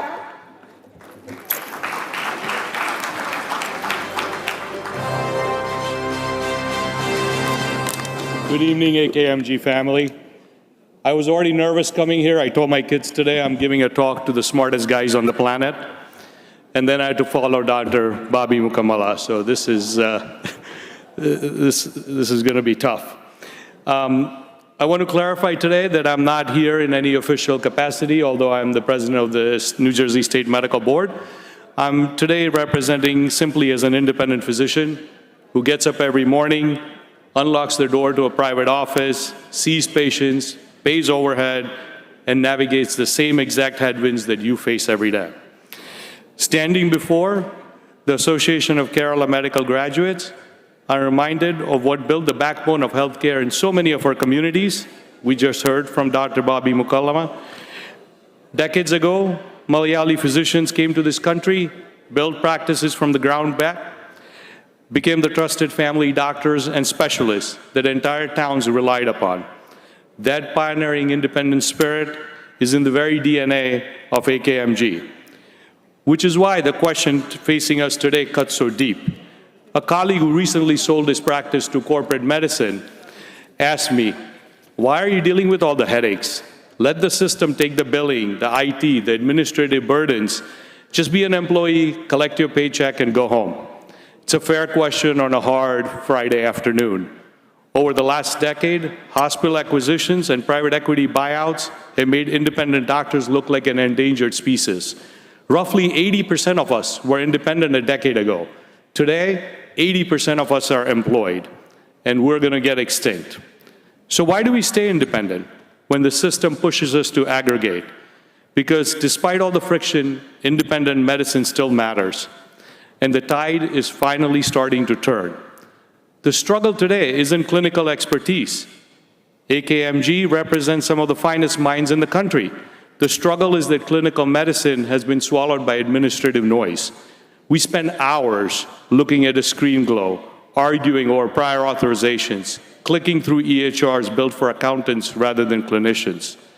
When healthcare becomes corporate, the primary metrics subtly shift to throughput, volume, and standardized revenue. But medicine isn't assembly line manufacturing. It's messy, nuanced, and intensely individual. Under corporate pressure, the physician becomes a line item on a balance sheet, and the patient becomes a customer going through a turnstile. And what suffers the most is the doctor-patient relationship. That sacred trust gets squeezed out when the care gets commoditized. For years, it felt like no one in power noticed this squeeze. But today, the conversation is changing. Federal and state authorities are waking up to what happens when corporate interests displace clinical judgment. We're seeing a major national push to enforce and modernize the corporate practice of medicine doctrine, the legal principle that non-physicians should not control medical decisions. In fact, in the state of New Jersey and most states, it's illegal for non-physicians to own medical practices.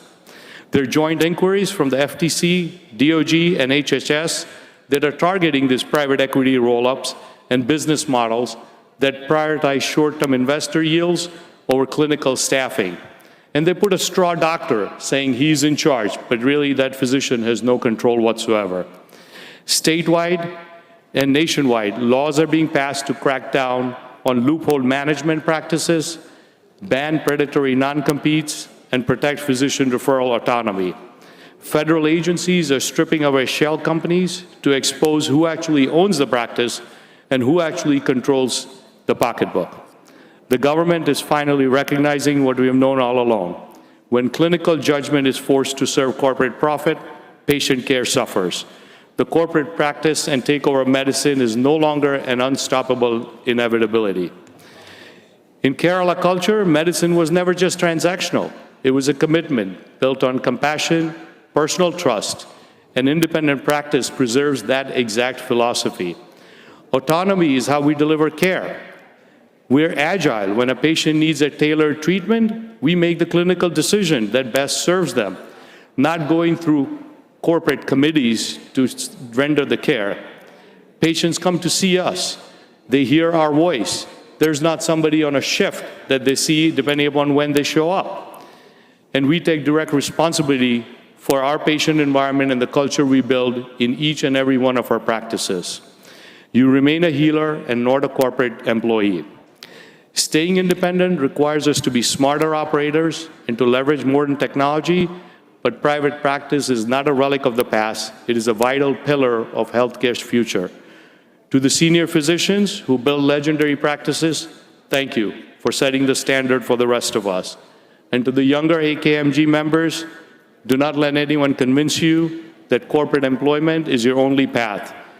To every physician who shows up in this room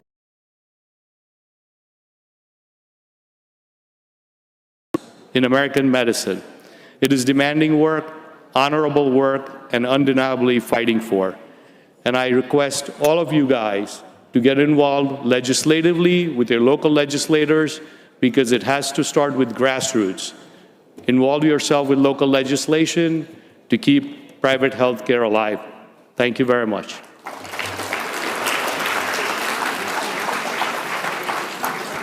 Thank you, Dr. Chetan Shah, for your inspiring speech. I don't think you did bad either, following Dr. Mukamala, so I don't think you have anything to worry. I now invite Dr. Elizabeth Maman Prasad and Dr. Rekha Menon to felicitate Dr. Shah.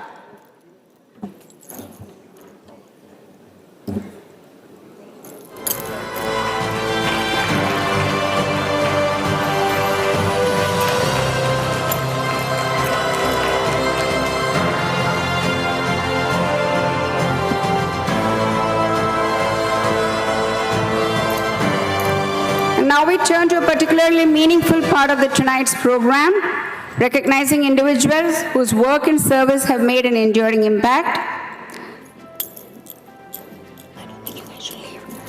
Lifetime Achievement Award. Our first honor is the Lifetime Achievement Award presented to none other than Dr. C.S. Pichumani.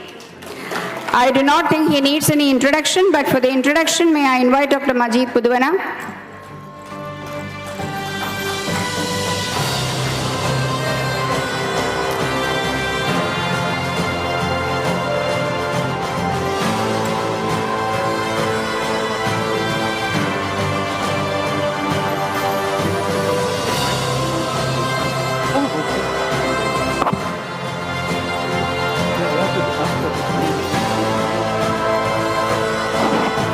Dr. Pichumani,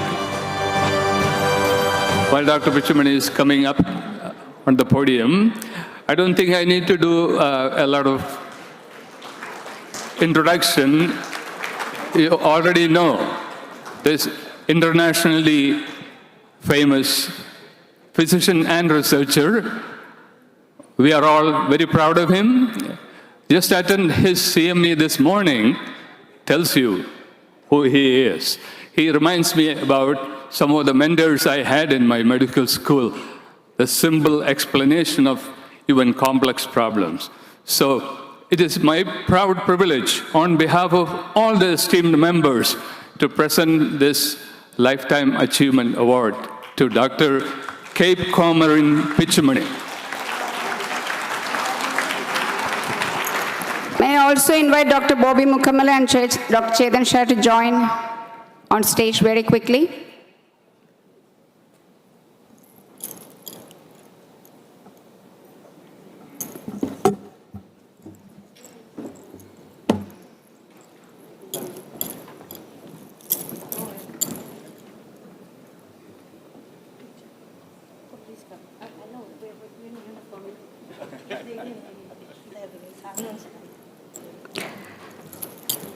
Can you please give him one more round of applause for Dr. Pichumani for his years of service to the community and to Akmg?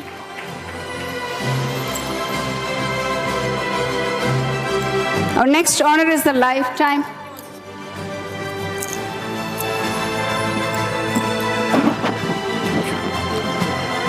My heart is full when I stand here. I have heard many times that no prophet gets respected in his hometown. I'm not a prophet, but still this respect that is given to me by Akmg, an organization that 48 years ago we started. When I say we, my colleague Dr. Venkit Iyer is here, and a few others who are not here. Only both of us are here.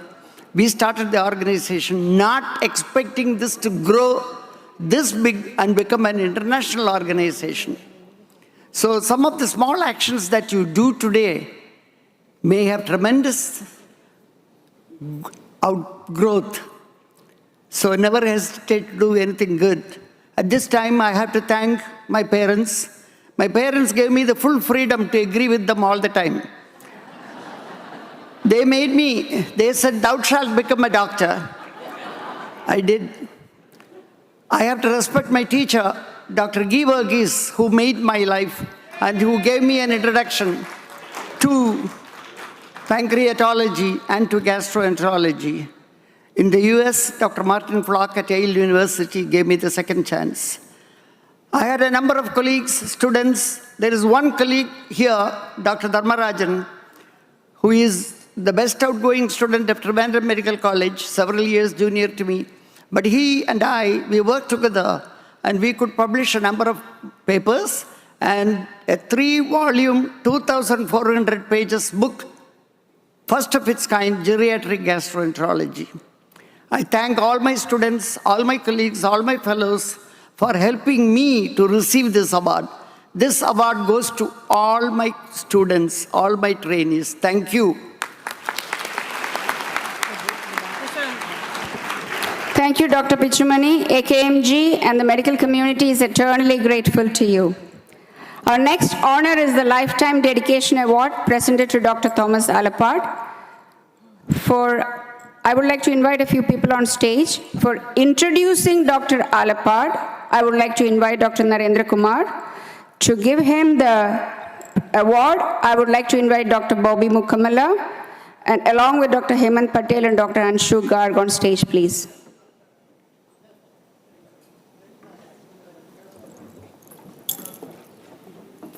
You're supposed to give, yeah. I told you, we're calling.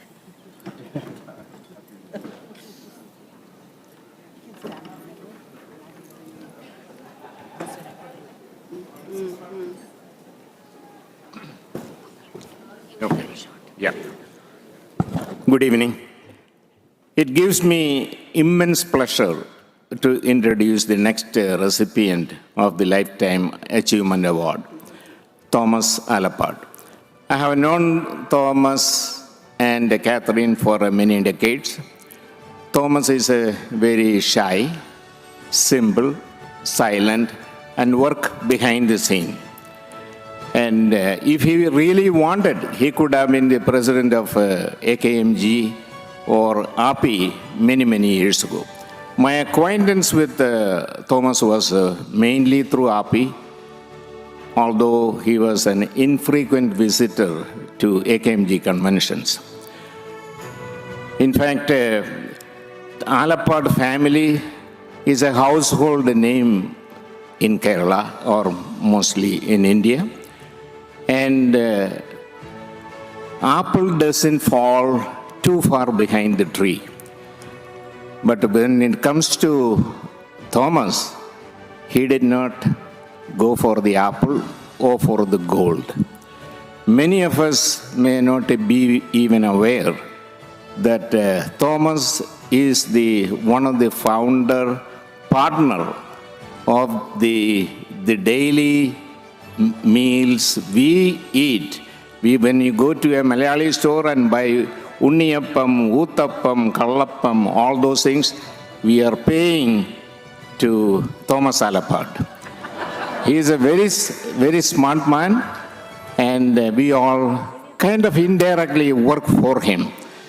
It is my distinct privilege to our AKMG President, Elizabeth, and our convention chair, Rekha Menon, to give this award, distinguished award, along with our dignitaries. Thank you.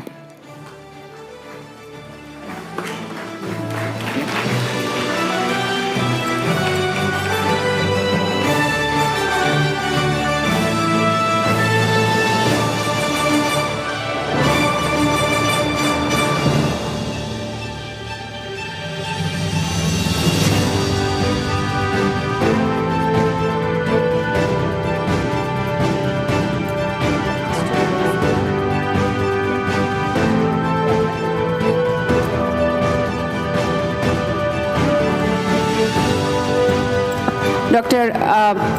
Alapad would just speak a couple of words to us because we're running short of time. I'm so sorry about that. I have to control the time. I don't mean to be mean.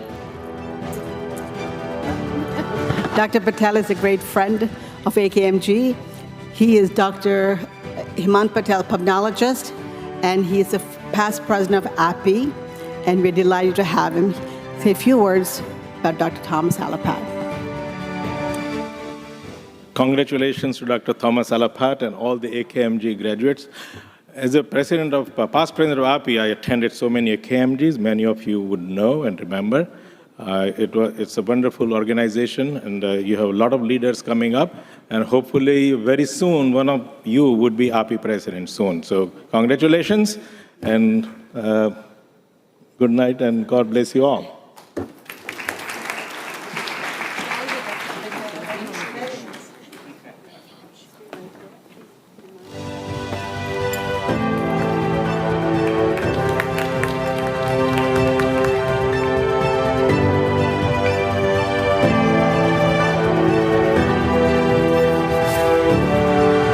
Now I'd like to introduce Dr. Anju Gar.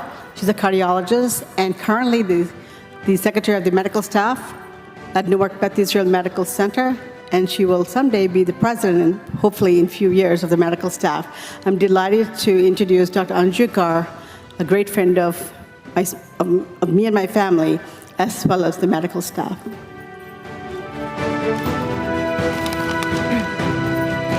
Good evening, everyone. This has been a very enlightening evening for me. I remember when my grandfather proudly mentioned that Kerala had achieved full literacy status. Back in the 90s, I remember thinking how amazing it was that a country that had just achieved independence less than 50 years ago had a state where everybody was literate. It's no surprise that that state was Kerala. This, coupled with groundbreaking authors, singers, and lyricists, makes it clear Indian physician organizations in North America, inspiring groups like API and my own alma mater, Lady Harding Medical College.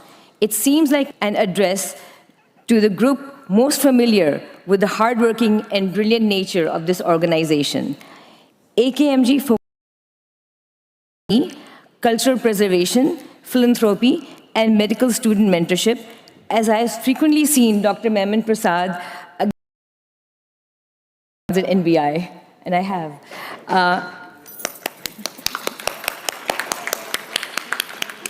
I can proudly say that it is my honor to have known Dr. Thomas Alapat for over 15 years. Not only is he a pioneer leader at AKMG, but also a past president of the New York and New Jersey chapters of API. His office is down the block of mine, and for years we have had many patients in common. I can vouch that not only is he an exemplary physician, but all his patients loved him. Looking at his practice and at AKMG, we see the legacy of initiative that comes from Kerala. You sow the seeds to bear wonderful fruit, and then we, the rest of the world, are lucky enough to observe, learn, and receive gardening tips, so all of our orchards are lush. Thank you.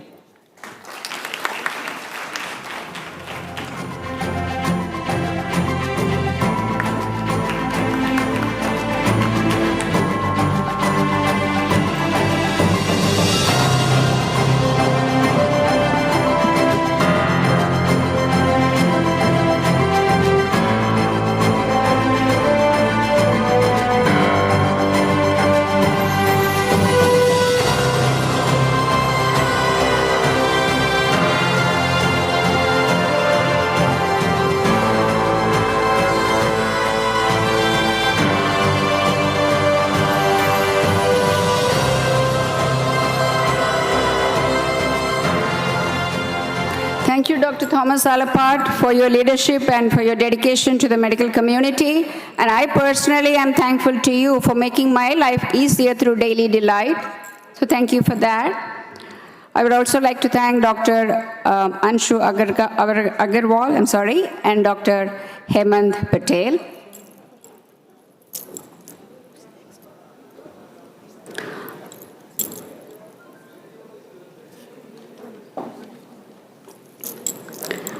We now recognize New Jersey State Senator Vin Gopal, who represents the 11th Legislative District in Monmouth County and is the leading voice on education, healthcare, and community issues in the State Senate. For his introduction, may I invite Dr. Rekha Menon. The award will be accepted on Senator Gopal's behalf by the parents, Drs. Indu and Krishnan Gopal. And may I also invite Dr. Bobby Mukamala and Dr. Elizabeth Maman Prasad to present the plaque and remain on the stage for a photograph. Good evening, everyone.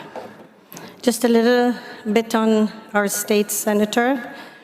So State Senator Vin Gopal was elected in 2017 and re-elected in 2023 with more than 60% of the vote in a landslide election in what was considered one of New Jersey's most political competitive districts. Senator Gopal has championed legislation to provide aid for education and local businesses, provided property tax rebates for taxpayers, seniors, and veterans, made life more affordable for seniors, made mental health services more accessible, improved public safety, and teared down barriers to employment and services for members of the disability community, with dozens of his bills signed into law. During his first 2 terms in the Senate, Senator Gopal served on a number of committees in leadership committees, including co-chair of the Legislative Manufacturing Caucus, chair of the Senate Veterans Affairs Committee, vice chair of Senate Transportation, vice chair of Senate Tourism, and as a member of the Senate Health Committee. Senator Gopal currently chairs the Senate Education Committee and serves as the Senate Majority Whip. He also serves on the Senate Judiciary Committee. Senator Gopal is the first South Asian American to be elected to the Senate of New Jersey history. He is from Monmouth County, New Jersey, and I'm proud to tell this AKMG family his father, Dr. Krishnan Gopal, is from Kottayam. His mom, beautiful mom, is from Tiruvananthapuram. A Hemong, his dad is a Hemong and his mom is an internist. And so I wanted to share with all of you, when we started our AKMG New Jersey chapter, he was very supportive. And even for today's event, he has helped us quite a bit. So please we're going to play a video, and he's going to, unfortunately, he couldn't be here today because the governor had sent him to California, but he has sent a video to extend his best wishes. So we can play that video right now.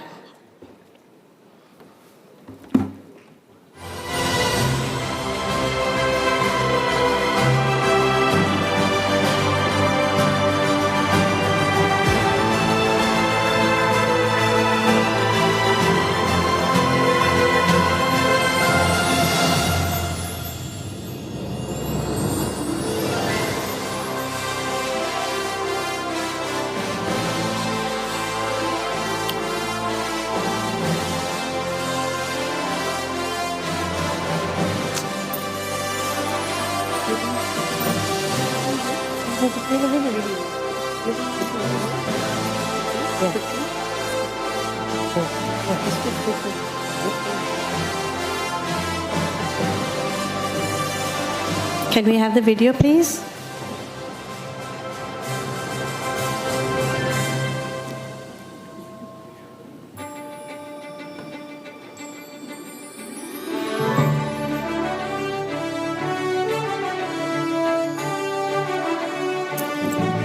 Come in.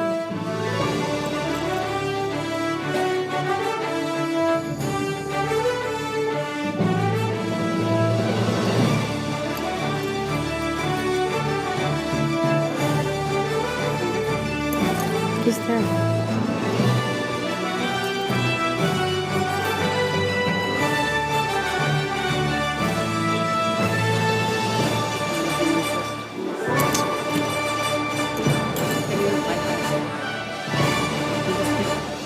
Okay, we'll go ahead and give the award to his mom first, and then maybe we can play it later.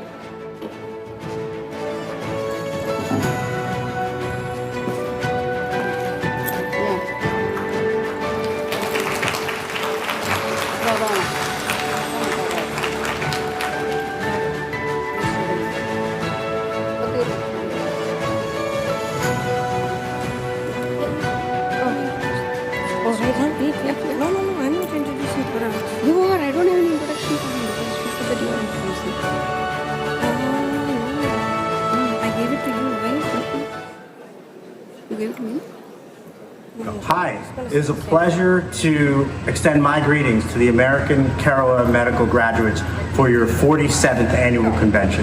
This is State Senator Vingo Pal, and as the first Indian American elected in New Jersey history, it is an honor to say a few words to each and every one of you. I want to thank Dr. Elizabeth Prasad, as well as your board chair, Dr. Rekha Menon, and all the volunteers and staff who have worked hard to make sure that this conference here in Jersey City is a success. My deep gratitude and all of my Senate colleagues in the state of New Jersey, for all the physicians and dentists and everyone here, for all you do each and every day for the state of New Jersey, supporting some of our most vulnerable populations.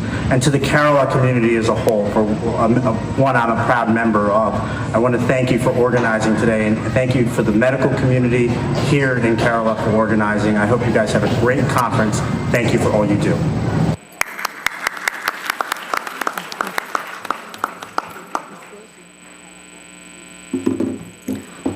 We now recognize Mr. Vijayan Menon of Tara Arts. Tara Arts is going to be our entertainment program coordinators for the evening. Tara Arts was founded by Mr. Vijayan in the US and has served the Indian and South Asian communities by providing the best of entertainment for 52 years. I don't know if Mr. Vijayan is here today. Yes, sir. Is he here today? He's not there. I believe his representative, Ms. Cindy Raj. We can do it later. We can do it later. Okay, just before the program starts. Okay. Okay. I don't think Mr. Vijayan and his representative is here right now, so maybe we'll do it later. We now recognize also two students who have done, extraordinary work to help run the show, and they have generously given the time and energy in support of this convention. May I invite Joanna, George, and Keshav Bikram Kabir to please join us on stage.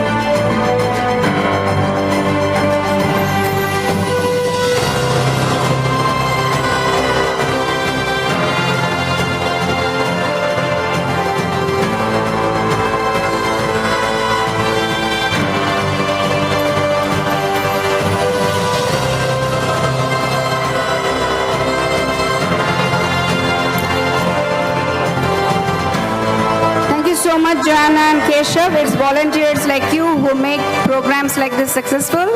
Thank you so much for your time and efforts. We have 3 winners for the iPad raffle draw. I'm going to announce the names. Navya Matthew. These are the iPads provided by the Wall Street Alliance Group. Renee Joseph from Michigan. And Kumarapillai Narendran, Texas. Navya Matthew, Renee Joseph, Kumarapillai Narendran.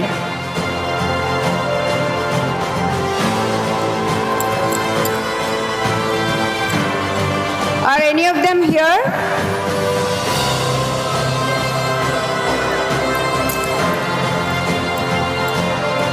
We need to be sprinting now.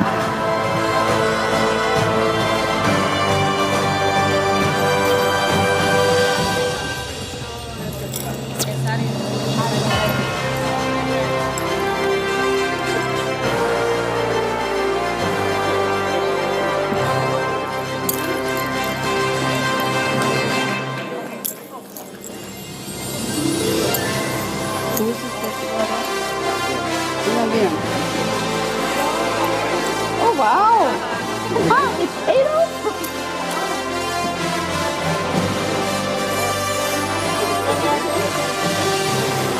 Congratulations to all three winners.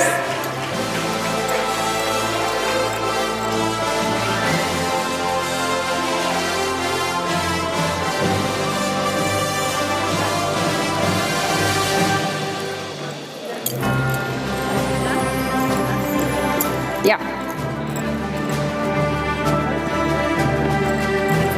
Yeah. Thank you so much, Dr. Bobby Mukamala, for being so gracious to be coming multiple times to the stage to give their awards. No problem. Thank you. So now we move from achievement and recognition to an evening of color, creativity, and elegance, taking inspiration from India's national bird, the peacock, the beautiful peacock, nature's ultimate showstopper.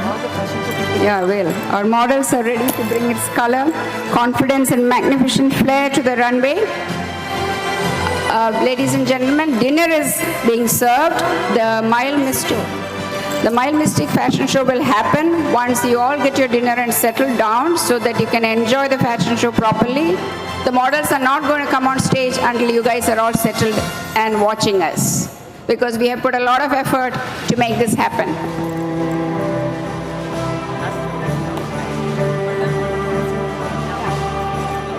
I am requesting all the models who are participating in the fashion show to please come backstage immediately. All of the fashion show participants to please come backstage immediately. Thank you so much. For us.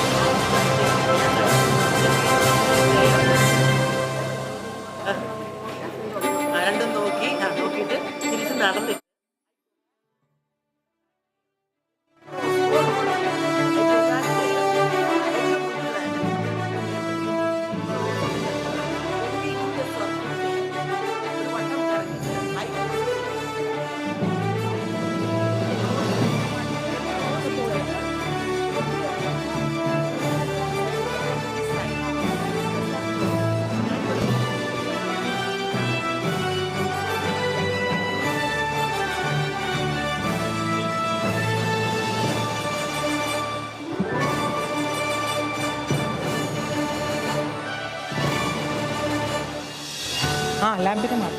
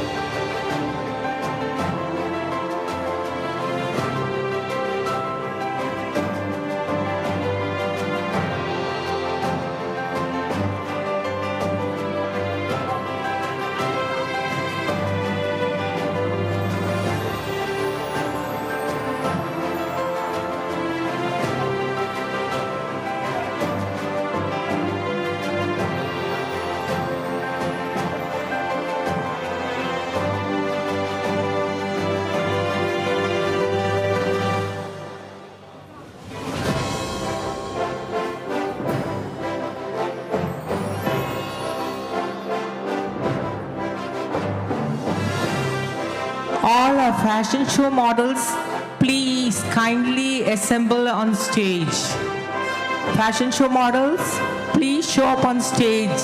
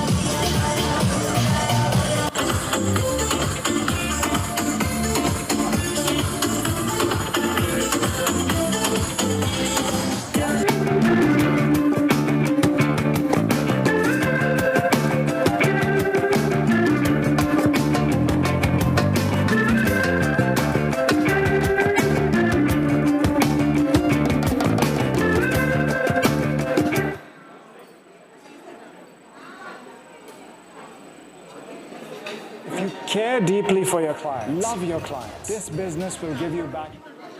Hi, I am Sabu Lucas, Financial Service Representative.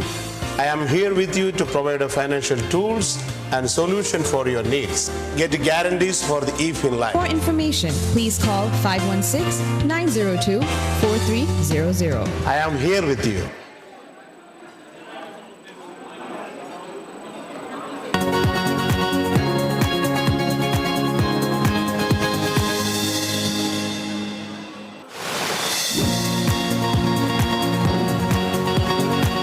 Hello everyone, I'm Dr. Thomas Rajan, and together with my wife Savitha Rajan, we are excited to give you a glimpse of one of the world's most beautiful destinations, Niagara. We can't wait to welcome you and your families to the AKMG 48 2027 convention. Whether you're here for the learning or, for networking or just to hang out with family and friends, there's something to do for everyone. I welcome all of you to join us. So here we are at our destination, the White Oaks Resort. We are delighted to showcase the White Oaks Resort and Spa here in Niagara. This is a premier location. Not only is it a beautiful place to gather and get together with friends, they have exceptional restaurants, and ladies, don't miss out on the spa here. So all of you come with your family, with your friends, and enjoy this wonderful AKMG convention. We are excited to welcome you back to Canada. Where else would you be for AKMG 2027 than Niagara Falls, the most happening city in Canada? See you soon. This year, we have a lot of surprises for you. Do register today itself, and we hope we all can make the Niagara Convention a big success. My dear friends, for all of us from Kerala, Niagara is an emotion. America എന്ന് പറയുമ്പോൾ നമ്മൾ Niagara പറ്റിയാണ് ചിന്തിക്കുന്നത്. AKMG is our home away from home. Let us all get together in 2027 independent. Last call for all fashion show models to show up backstage. Thank you.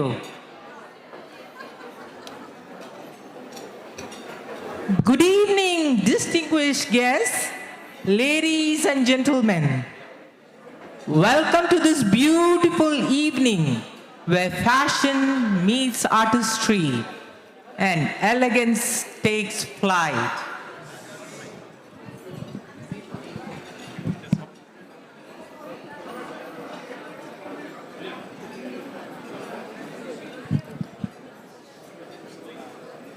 Immerse yourselves in the breathtaking beauty of the peacock's timeless symbol of grace, confidence, renewal, and vibrant self-expression. Inspired by our beloved President, Dr. Elizabeth Maman Prasad, our models today will showcase the beautiful colors of emerald greens, shimmering greens, teals, the sapphire blues, and the radiant golds, embracing our unique colors to create this exquisite show.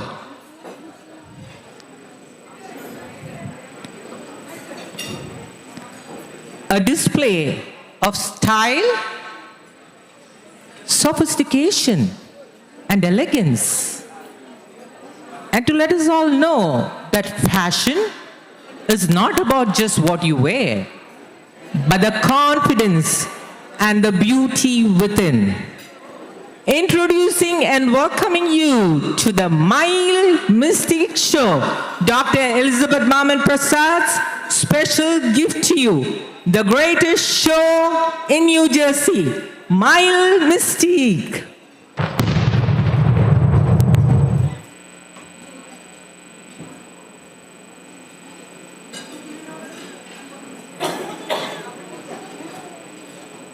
Ladies and gentlemen, you are not ready for this.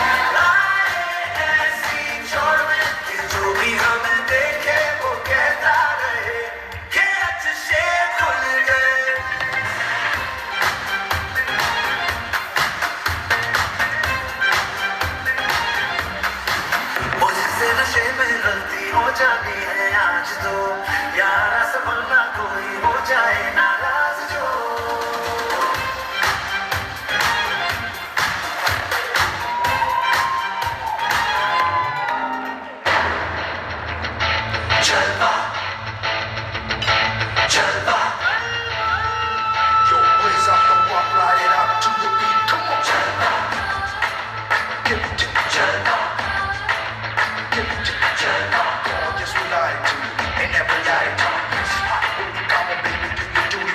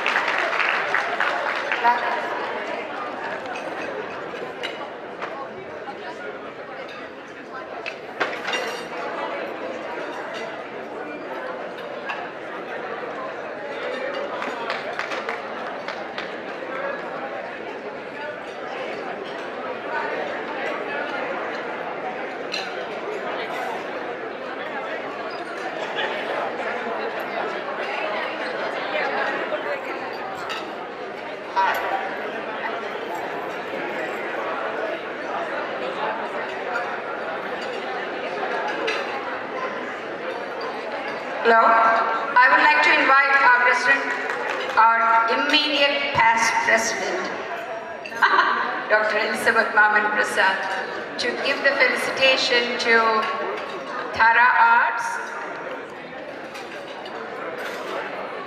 And we would also be felicitating our dear convention chair, Dr. Rekha Menon.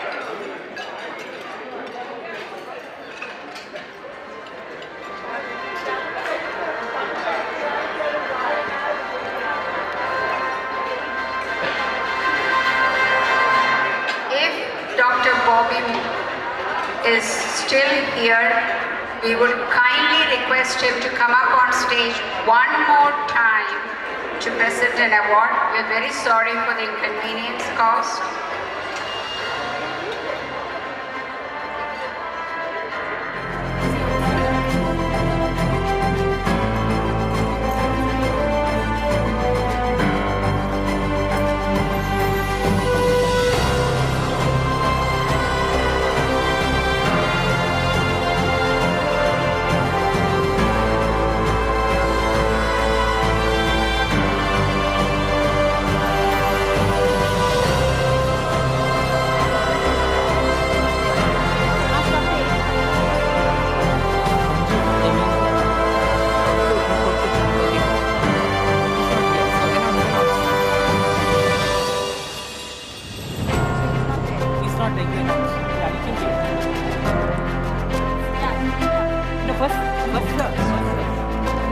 Unfortunately, I don't think Dr. Mukamala is around, so I would request Dr. Elizabeth Maman Prasad to felicitate our dear convention chair, Dr. Rekha Menon, who has done an amazing job to create this convention and beautiful experience for each of us. It is no mean task to hold a convention of this scale, and please give it up for Dr. Rekha Menon for doing this. Dr. Rekha Menon! Along with her convention co-chair, Dr. Lisa Protasis, who was felicitated yesterday. Thank you so much, Rekha. We truly appreciate your efforts. We could not have done it without you. I would request Rekha to please, Dr. Rekha Menon, to please stay back, because we are felicitating Mr. Vijayan Menon of Tara Arts, who was unfortunately not present at the time when we called him, but he and his wife are making their way to the stage. I had read the introduction about Tara Arts earlier, so I will not bore you with that again, but I apologize for my error. That's not his wife, but he's accompanied by somebody from his company whose name is Miss Cindy. I think I will give it to Rekha to talk a little bit more.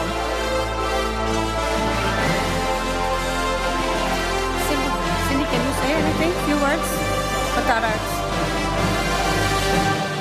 Say something.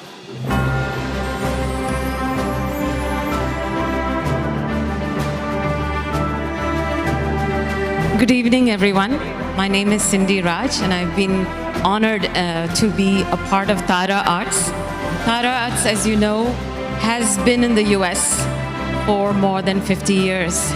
Mr. Vijayan Menon, who founded this, he had a dream. He wanted to entertain all of the Indian diaspora in the United States. And very early on, he started to show Malayalam films for the early travelers that came to the US. With that, he then started to bring a lot of entertainment shows, from musical programs to star nights. And I think we've covered more than 450 stages. And it's all out of his love for the country and for wanting to do something great for the community in the United States and in Canada. So I think he truly deserves to be acknowledged and honored for all that he has done. We've done many AKMG programs, and it is our distinct privilege to be here at the 47th convention. And thanks to Rekha Menon for all her support and for inviting Tara Arts to present a wonderful entertainment night for you today. So on behalf of Tara Arts, I wish to thank you all very personally and humbly. Thank you for your support, and we look forward to entertaining you for another 50 years. Thank you.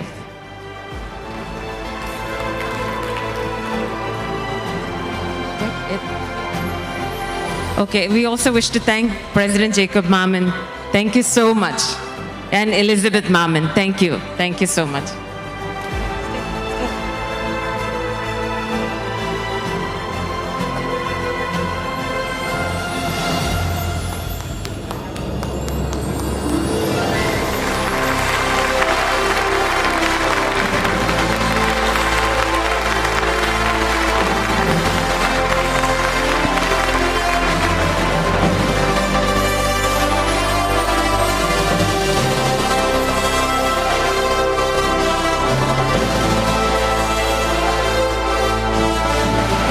So much to Tara Arts for their decades of service to the Malayali community. They will be presenting the entertainment program very soon.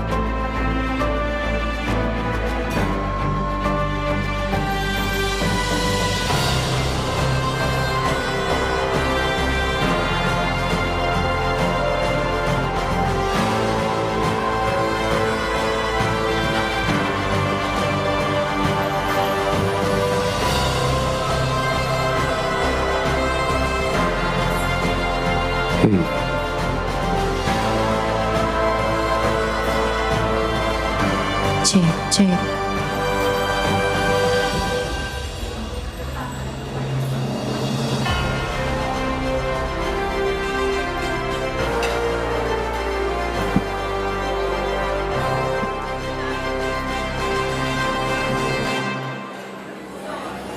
Hey.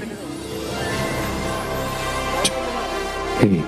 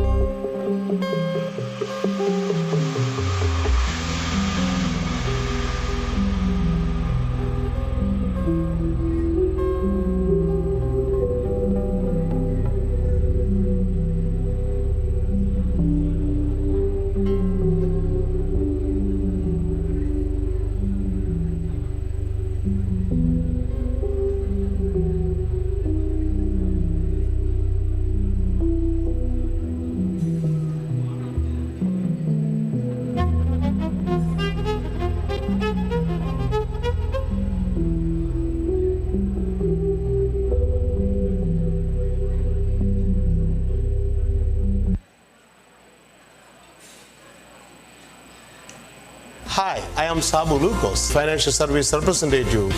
I am here with you to provide a financial tools and solution for your needs. Get guarantees for the e-fin life. For information, please call 516-902-4300. I am here with you.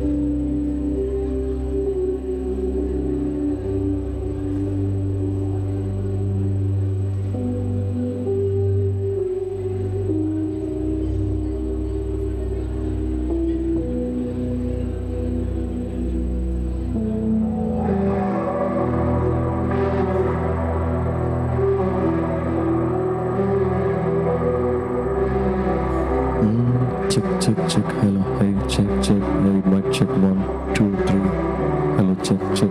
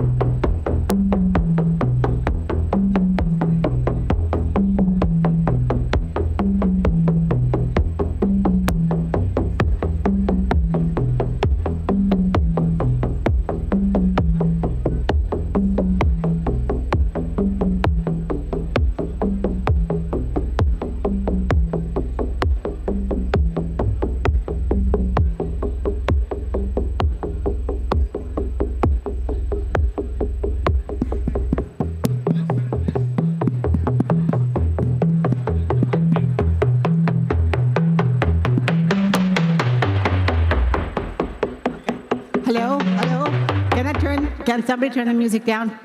Okay. Hello?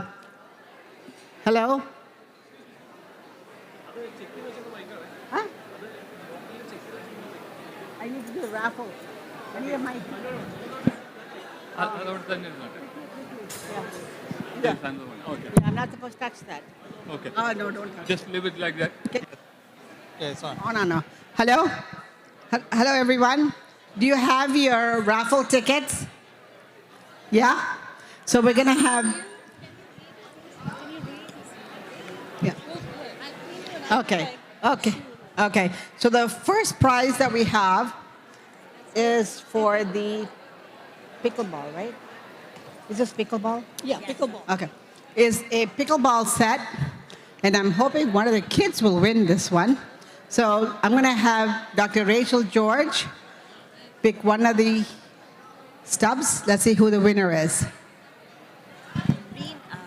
The winner is Rena K. Coupon number 840702. Rena K. If you're here, come up and get your pickleball. Is that Rena Kavlavital? Rena K. Is that the phone number? They didn't put the phone out. There's no phone number on it, and it's Rena K. Oh, going once? Huh? Oh, okay. Did you? Okay, Rena K. Her husband is coming. Did you? Take a picture. Wait. Take a picture. No. Yeah. Oh, no. Side. Come in. Yeah. Come here. No.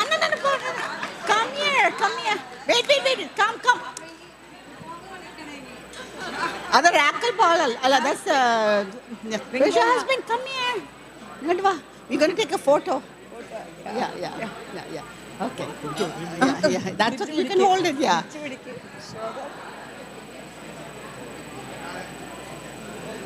Thank you. You're welcome. Okay, the second item is is the wireless speaker. Okay, and I'm gonna have. Okay. The winner is is it Guna Roy or Guha Roy? Or is that Suma? Or is it? Ticket number 840685. This could be an S, though. It could be a Suma. Is there anybody whose last name is Roy? Suma Roy?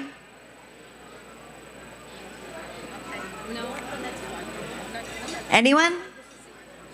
Guha, Suma, nothing. No one. Okay. Okay, let me pick one. Yeah. All right. Radha Krish? Who wrote this? Somebody wrote. They won't have the numbers.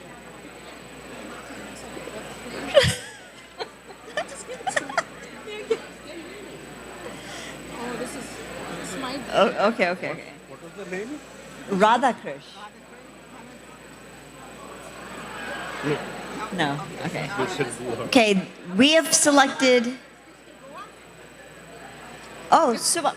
Wait. Is this you? There was also a. There is Guha Roy. Woo! Okay.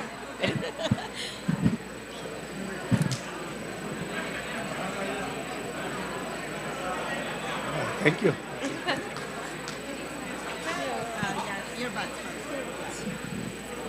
Hopefully I pick up. We now have Galaxy earbuds. Rena K.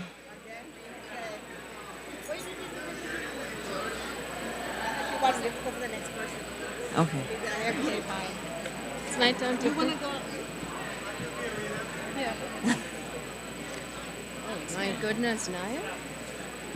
Baishan Nair. Baishan? My friends, they're leaving. Yeah, go ahead. Okay. We're looking for Baishan Nair.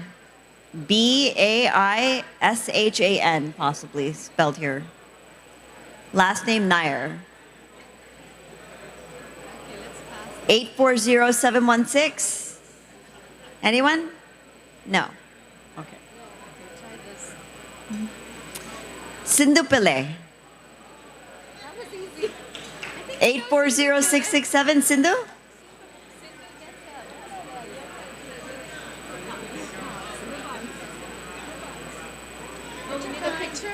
A picture? There you go. Thank you so much. Oh, thank you. Thank you, thank you. Yeah, here, we'll show you. Our final item is a Galaxy Tab A11 Plus. The lucky winner, Usha. It was rigged, right? No, not at all. This is a joke. It's real. It was real. Real winner. Real, yeah. Thank you. Oh, a picture.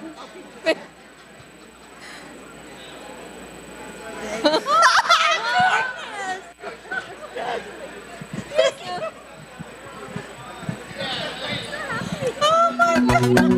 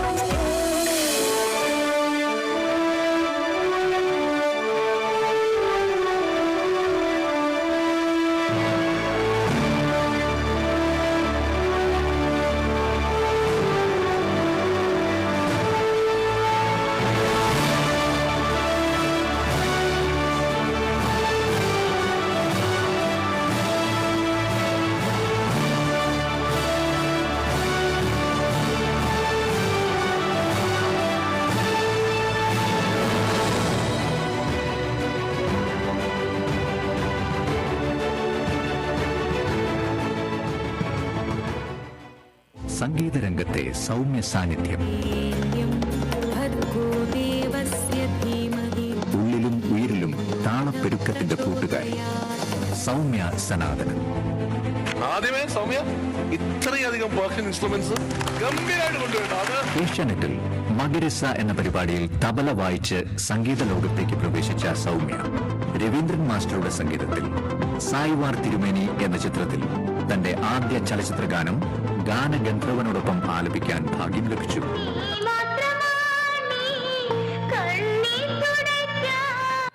തുടർന്ന് ചതുരംഗം, ധനയാത്ര തുടങ്ങിയ ഒട്ടനവധി ചിത്രങ്ങളിൽ പിന്നണി ഗായികയായി. ആകാശവാണിയിലെ A grade music കമ്പോസറായ Soumya Sreekumaran Thampi, Poovachal Khader, Rafeeq Ahammed, V K Harinarayanan തുടങ്ങിയവരുടെ 35ഓളം ഗാനങ്ങൾ ആകാശവാണിക്കായി സംഗീതം നിർവഹിച്ചു.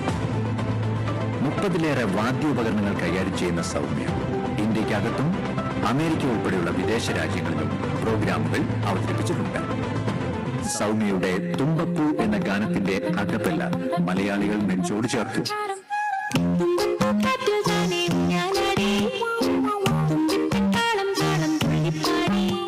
കേരള സർവകലാശാലയിൽ നിന്നും സംഗീതത്തിൽ BA-യും MA-യും 1ാം റാങ്കോടുകൂടി പാസ്സായ സൗമ്യ സംഗീതത്തിൽ ഡോക്ടറേറ്റും നേടി.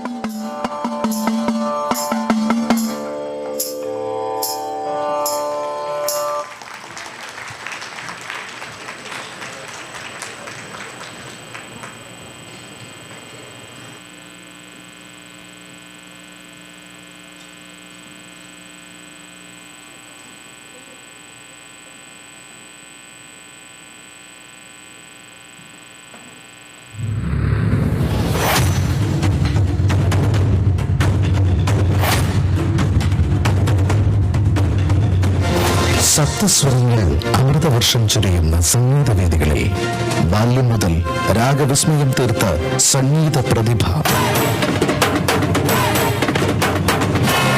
സ്കൂൾ കോളേജ് കലോത്സവങ്ങളിൽ ഒട്ടേറെ വിജയങ്ങൾ കരസ്ഥമാക്കി മിനി സ്ക്രീൻ പ്രേക്ഷകർക്ക് സംഗീത വിരുന്നൊരുക്കിയ Idea Star Singer 2008 musical reality ഷോയിൽ വിജയ കിരീടം ചൂടി ആലാപന വൈഭവം കൊണ്ട് ചലച്ചിത്ര പിന്നണി ഗാനശാഖയിലൂടെ മലയാളത്തിന് നല്ല പാട്ടുകൾ നൽകിയ ഗായകൻ.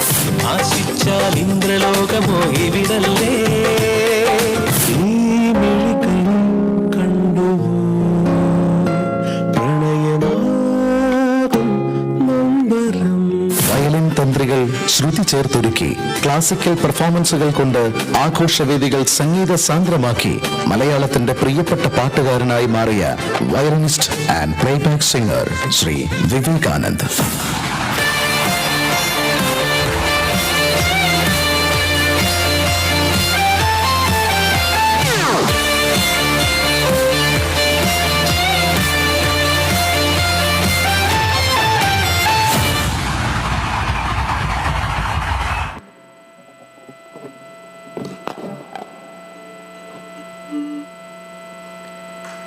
എല്ലാവർക്കും എൻ്റെ വിരുദ്ധമായ നമസ്കാരം. താരാർട്സിന് അതുപോലെ വിജയത്തിൻ്റെ കൂടെ വളരെ ടാലൻ്റഡായിട്ടുള്ള വേറെ സിംഗേഴ്സിൻ്റെ കൂടെ AKMGയുടെ വേദിയിലെത്തി പെർഫോം ചെയ്യാനുള്ള അവസരം ഉണ്ടായുള്ള സന്തോഷം അറിയിക്കുകയാണ്. എല്ലാവരും 2-3 ദിവസങ്ങളായിട്ട് ഇവിടെ ആഘോഷിക്കുകയാണ്. അപ്പോൾ ആ ഒരു ആഘോഷത്തിൽ നിങ്ങളുടെ കൂടെ പങ്കുചേരുക എന്നുള്ളതാണ് ഞങ്ങളുടെ ഉദ്ദേശം. പാട്ടുകളും അതുപോലെ കേട്ട് നമുക്ക് കുറച്ച് നേരം എൻജോയ് ചെയ്യാം. അപ്പോൾ എല്ലാവരും ഈ ഷോയിലേക്ക് സ്വാഗതം ചെയ്യുകയാണ്. അതുപോലെ ഈ ഒരു ആദ്യത്തെ സെമി ക്ലാസിക്കൽ സോങ്ങിലേക്ക് നിങ്ങളെ ഞാൻ കൂട്ടിക്കൊണ്ടുപോവുകയാണ്. എല്ലാവർക്കും ഒരിക്കൽ കൂടി നല്ലൊരു സായാഹ്നം ആശംസിക്കുന്നു ഈ പ്രോഗ്രാം. Thank you.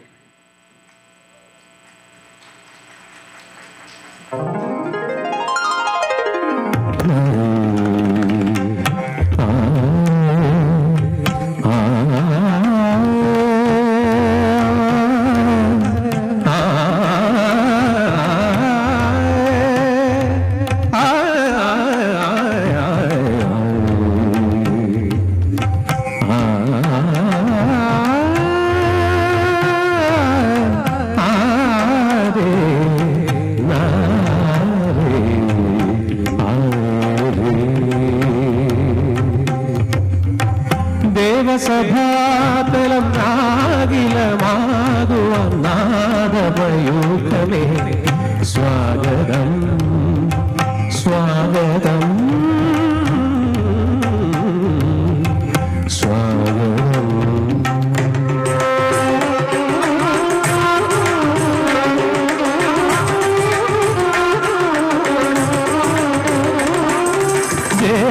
ദേവസഭാതലം നാഗിലമാകുവാൻ നാദമയൂഖമേ സ്വാഗതം. ദേവസഭാതലം നാഗിലമാകുവാൻ നാദമയൂഖമേ സ്വാഗതം സ്വാഗതം.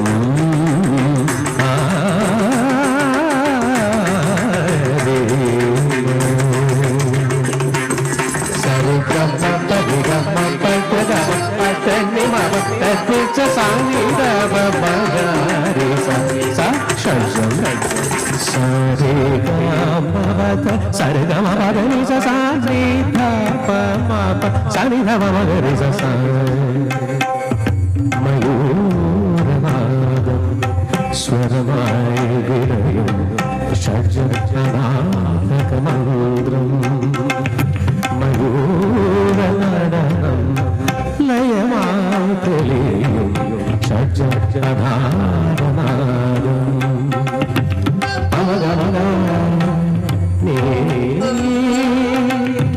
സരഗമപദനിസരി ഋഷഭം.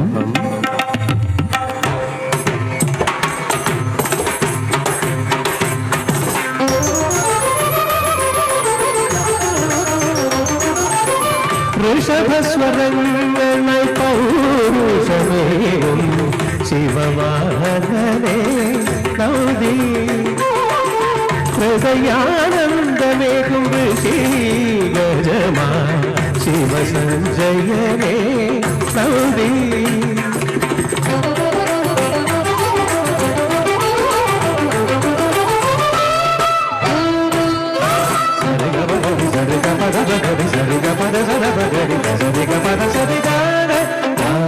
ഗാന്ധാരം.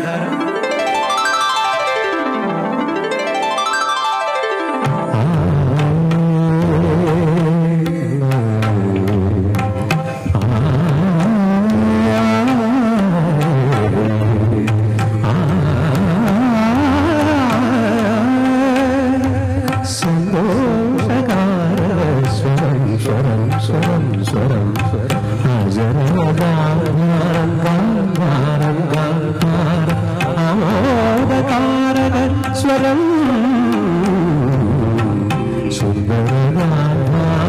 ഗാന്ധാരം ഗാന്ധാരം സരിഗമപദനി സരി ത്രിഗമ ത്രിഗമ മധ്യമം.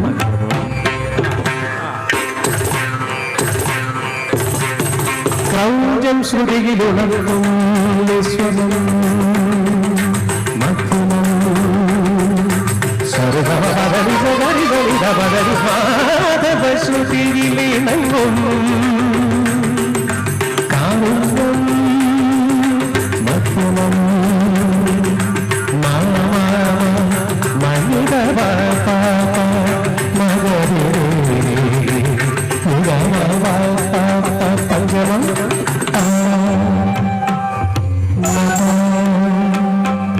സദാ നിരവ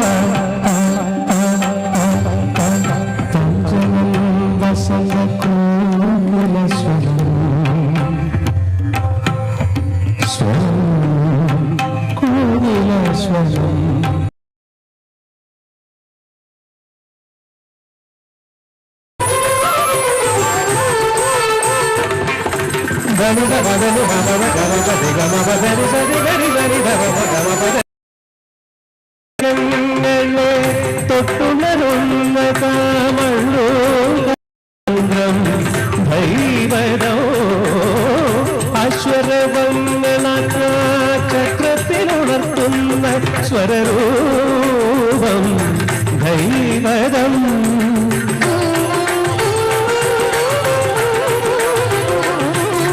സമപദനിസം ധനിസം പദനിസം മപദനിസം നവപദനീനി ഉഷാരം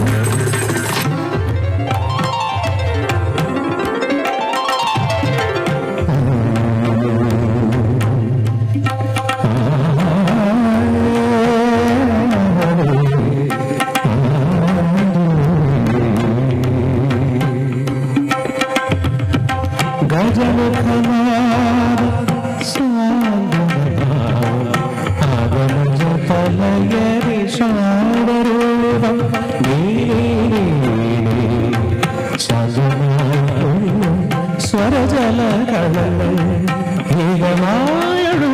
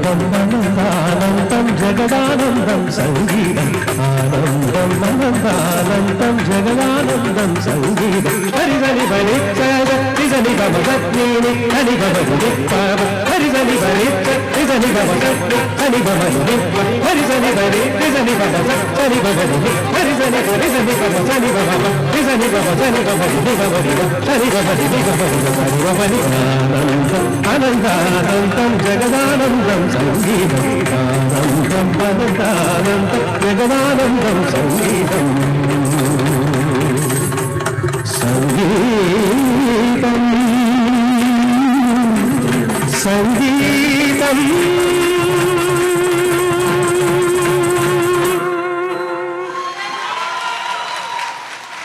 താങ്ക് യു സോ മച്ച്. ഒരു കാര്യം ഞാൻ എൻ്റെ ബോസൽ കാര്യം പറഞ്ഞോട്ടെ, അതിമനോഹരമായിട്ട് പാടാനുള്ളൊരു സൗകര്യം നമ്മുടെ സൗണ്ട് എഞ്ചിനീയർ ചെയ്യുന്നത്. കാരണം എല്ലായിടത്തും ഒന്ന് പെർഫോം ചെയ്യുമ്പോൾ നമ്മളെ സംബന്ധിച്ച് ഏറ്റവും ടെൻഷനുള്ള കാര്യമാണ് സൗണ്ട്. പക്ഷേ സൂപ്പർ.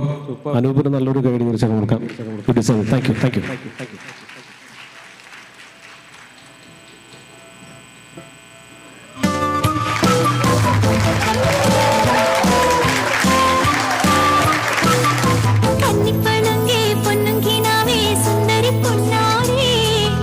പ്രതിഭയുടെ ഉയരം കീഴടക്കിയ ഗൾഫിലെ വാനമ്പാടിയാണ് പിന്നണി ഗായിക സുമി അരവിന്ദ്.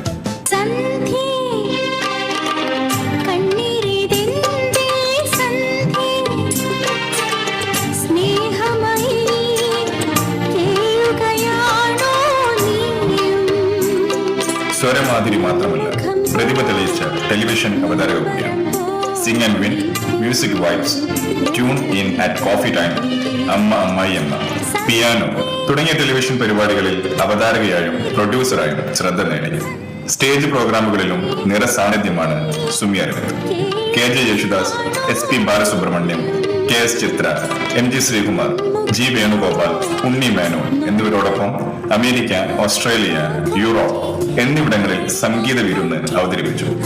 GCC രാജ്യങ്ങളിൽ അരങ്ങേറിയ വിവിധ പരിപാടികളിൽ പ്രമുഖ കലാകാരന്മാരോടൊപ്പം വേദി പങ്കിടാനും ദുബായിൽ പ്രവാസിയായ സുമി അരവിന്ദിന് അവസരം ലഭിച്ചു. വിസ്മയത്തുമ്പത്ത് എന്ന ചിത്രത്തിലൂടെ അഭിനയരംഗത്തും ചുവടുവെച്ചു. തിരുമുറിവുകളിൽ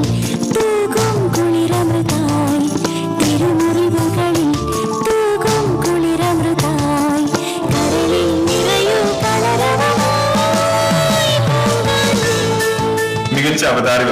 സംസ്ഥാന അവാർഡ്, ഇന്ത്യൻ ഗായകരുടെ വിഭാഗത്തിൽ UAE സാംസ്കാരിക മന്ത്രാലയത്തിന്റെ ബഹുമതി, ദുബായ് മീഡിയ ഏർപ്പെടുത്തിയ മിഡിൽ ഈസ്റ്റിലെ മികച്ച ദക്ഷിണേന്ത്യൻ വനിതാ ഗായികക്കുള്ള സോഷ്യൽ മീഡിയ ടാലന്റ് അവാർഡ് ഉൾപ്പെടെ പ്രൗഢ അംഗീകാരങ്ങൾ നേടിയ അനുഗ്രഹീത കലാകാരിയാണ് സുമി അരവിന്ദ്.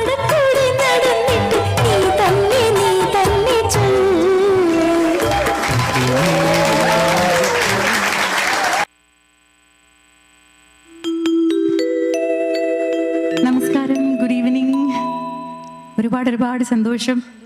നമ്മുടെ ലോകത്തുള്ള മനുഷ്യർക്ക് എല്ലാവർക്കും ഏറ്റവും ബഹുമാനമുള്ള, ഏറ്റവും നോബിളായിട്ടുള്ള ഒരു പ്രൊഫഷൻ ഡോക്ടേഴ്സ്. അത് ഏറ്റവും പ്രഗത്ഭരായ ഒരു പറ്റം ഡോക്ടേഴ്സിൻ്റെ മുന്നിൽ, അത് നമ്മുടെ നാട്ടിൽ നിന്നൊക്കെ അഭിമാനമായിട്ട് അമേരിക്കയിൽ വന്ന് കുടുംബത്തോടൊപ്പം സന്തോഷമായിട്ട് ഹ്യൂമാനിറ്റിയെ സെർവ് ചെയ്യുന്ന വലിയൊരു വിഭാഗം ഡോക്ടേഴ്സിൻ്റെ വലിയൊരു സല്യൂട്ട്. അപ്പം AKMG ഈ ഒരു 47th ആനുവൽ കൺവെൻഷൻ നിങ്ങളുടെ ഫാമിലി മെമ്പേഴ്സ് എല്ലാവരോടും വലിയൊരു സ്നേഹം പറയുന്നു. ഒപ്പം നമ്മുടെ അമേരിക്കയിലെ ഏറ്റവും മികച്ച ഇവന്റ് മേക്കറായ താര ആർട്സ് അണിയിച്ചൊരുക്കുന്ന ഒരു മനോഹരമായ ഈ പ്രോഗ്രാമിൽ എന്നോടൊപ്പം പ്രശസ്തരായ പ്രഗത്ഭരായ കലാകാരന്മാരോടൊപ്പം ഈ ഒരു വേദി പങ്കിടാൻ സാധിച്ചതിൽ ഒത്തിരി സന്തോഷം. ദൈവത്തിന് സ്തുതി. അപ്പം നമുക്ക് നല്ല സന്തോഷമായിട്ട് പല ജോണറിലുള്ള പാട്ടുകളൊക്കെ ആയിട്ട് ഇങ്ങനെ കൂടാം. ഞാനിപ്പം തുടങ്ങാൻ ഉദ്ദേശിക്കുന്ന നമുക്ക് എല്ലാവർക്കും പ്രിയങ്കരിയായ ജാനകിയമ്മ ഈ അടുത്തിടെയാണ് നമ്മളോടൊപ്പം നമ്മളുടെ കൂടെ വിട പറഞ്ഞത്. അപ്പം ജാനകിയമ്മയ്ക്ക് ഒരു ട്രിബ്യൂട്ടായിട്ട് തന്നെ, എന്നാൽ ഒരുപാട് നമുക്ക് സന്തോഷം തോന്നുന്നൊരു പാട്ടാണ്. എല്ലാവരും എൻജോയ് ചെയ്യുന്ന, എല്ലാ ഏജ് ഗ്രൂപ്പും എൻജോയ് ചെയ്യുന്നൊരു പാട്ടാണ്, എല്ലാവർക്കും അറിയാവുന്നൊരു പാട്ടാണ്. ഒന്നിച്ച് പാടാം. തുടങ്ങട്ടെ? ഓക്കെ. കിളി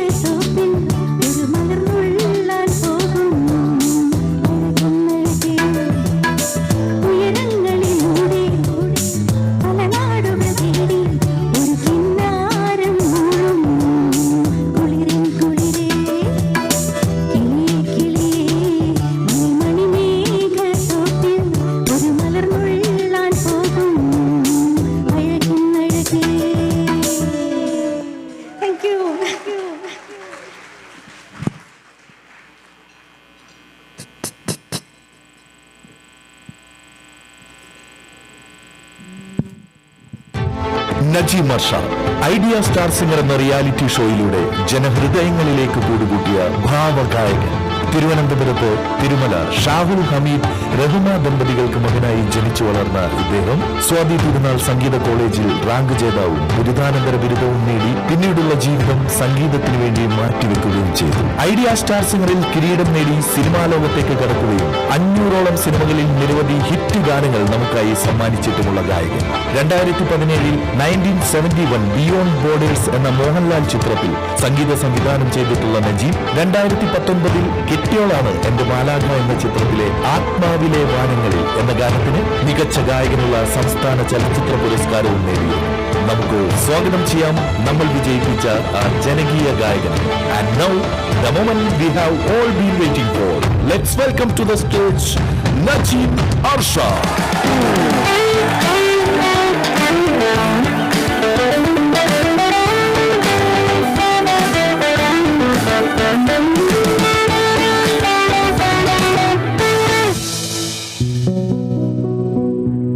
എല്ലാ പ്രിയപ്പെട്ടവർക്ക് നമസ്കാരം. വളരെ സന്തോഷമുണ്ട്. AKMGയുടെ 47th കൺവെൻഷൻ 3 ദിവസമായിട്ട് നടക്കുവാണ്. അപ്പോൾ ഈ ഒരു സെലിബ്രേഷനിൽ ഞാനും ഒരു ഭാഗമായിട്ട് എന്നെ ക്ഷണിച്ചതിൽ വളരെ നന്ദി, എല്ലാവരോടുള്ള നന്ദി അറിയിക്കുന്നു. അതുപോലെ എന്നെ കൊണ്ടുവന്നത് താര ആർട്സ് വിജയൻ ചേർന്നുള്ള സ്പെഷ്യൽ താങ്ക്സ് കൂടി ഈ ഒരു അവസരത്തിൽ അറിയിക്കുകയാണ്. അപ്പോൾ ഞാനന്ന് ആദ്യം ഒരു ക്ലാസിക്കൽ സോങ്ങോടുകൂടി കാന്താര എന്ന മൂവിയിലെ ക്ലാസിക്കൽ ഒരു പീസോടുകൂടി ഞാൻ തുടങ്ങുവാണ്. അപ്പോൾ നല്ലൊരു കൈയടി തന്നതിൽ വളരെ സന്തോഷം. Thank you.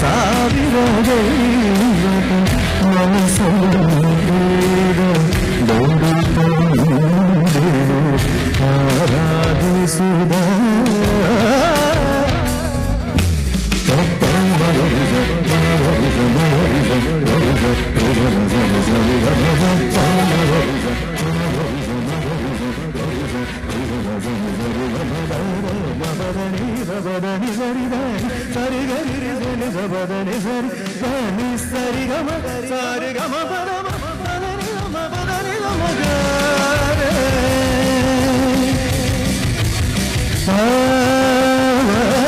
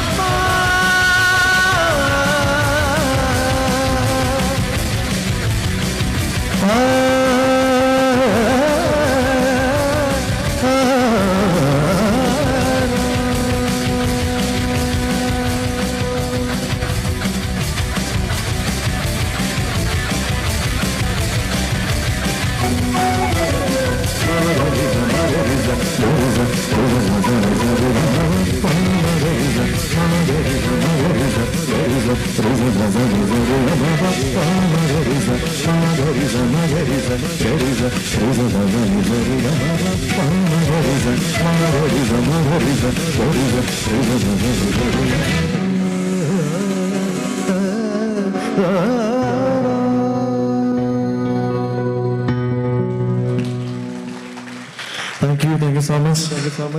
അടുത്തത് ഞാൻ സിനിമയിൽ പാടിയൊരു പാട്ടാണ്. ഫഹദ് ഫാസിന് വേണ്ടിയിട്ട് വിദ്യാസാഗർ സാറിൻ്റെ സംഗീതമാണ്.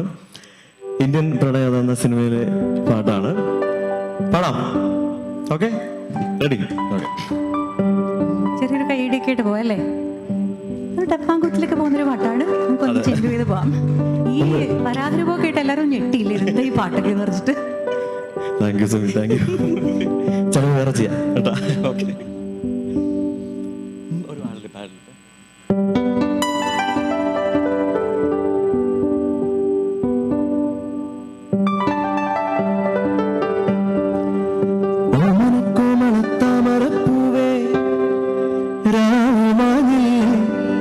ഇനിയും നേരമായില്ലേ വിരിയാൻ താമസമെന്തേ?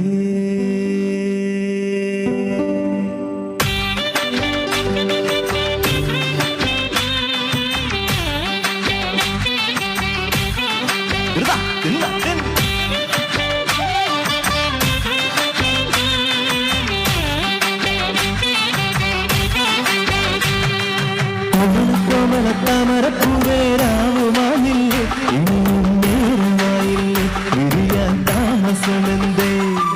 ദഹിച്ചു മോഹിച്ചു പെരുന്നുവാനോടി വന്നില്ലേ മിഴികൾ നീ തുറന്നാട്ടെ മധുരത്തെ പകർന്നാട്ടെ പരസ്പരത്താളം കേട്ടെ കാതിരിന്നോണമായി വാർമുടിയിലേതോ പൂവായി പറയായിരുന്നു പോയി ഓമനപ്പൂവേ ഓമനക്കോമള താമരപ്പൂവേ രാവുമായില്ലേ ഇനിയും നേരമായില്ലേ വിരിയാൻ താമസമെന്തേ?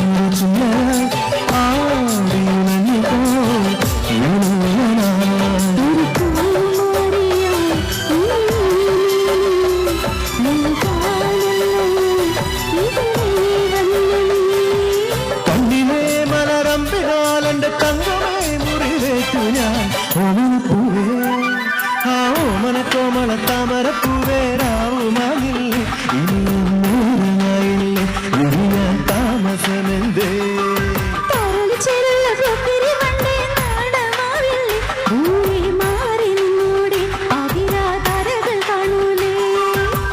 അവസരത്താളം കേൾക്കെ കവിനിന്നോണമായി വന്നുവിലേക്കു പോവാൻ പലയോണുപോയി പറയാനെന്തോ വിടൽ ചുണ്ടിൽ തങ്ങി വിണ്ടാൻ വയ്യ.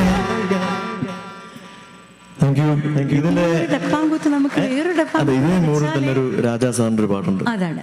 അതോടെ പാടാം. അപ്പൊ അതിന് പോലെ എല്ലാവർക്കും അറിയാവുന്ന കുറച്ചുകൂടെ നന്നായിട്ട് അറിയുന്ന പാട്ടാണ്.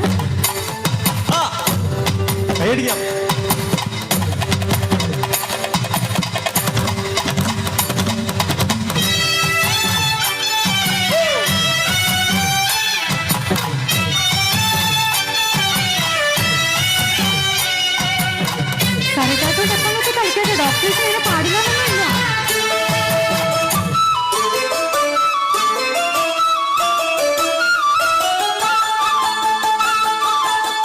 തൊട്ട് വിളക്കി വെച്ച ബംഗാളത്തിൽ കൊണ്ടു അതാ തൊട്ടടുത്ത് തളയിൽ വെച്ച പൊങ്കുതടി കൊണ്ടു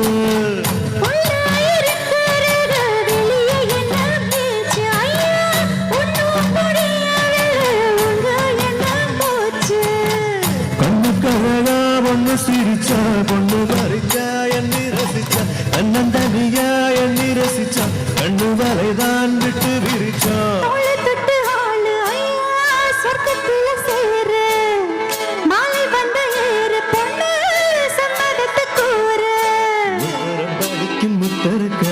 நிச்சயம் பதில சொல்லணுமாயிரு மாங்குயில பூங்குயில சேதி ஒன்ன கேளு ஒன்னு நாளையிட தேடி வரும் நாளு எந்த நாளு மாங்குயில பூங்குயில சேதி ஒன்ன கேளு ஒன்னு மாலையிட தேடி வரும் நாளு எந்த நாளு முத்து முத்து கண்ணால நான் சுத்தி வந்த பின்னால முத்து முத்து கண்ணால நான் சுத்தி வந்த பின்னால மாங்குயில பூங்குயில சேதி ஒன்ன கேளு ஒன்னு மாலையிட தேடி வரும் நாளு எந்த நாளு மாங்குயில பூங்குயில சேதி ஒன்ன கேளு ஒன்னு மாலையிட தேடி வரும் நாளு எந்த நாளு ஒன்னு மாலையிட தேடி வரும் நாளு எந்த நாளு ஒன்னு மாலையிட தேடி வரும் நாளு எந்த நாளு ஒன்னு மாலையிட தேடி வரும் நாளு எந்த நாளு. Thank you so much. Thank you.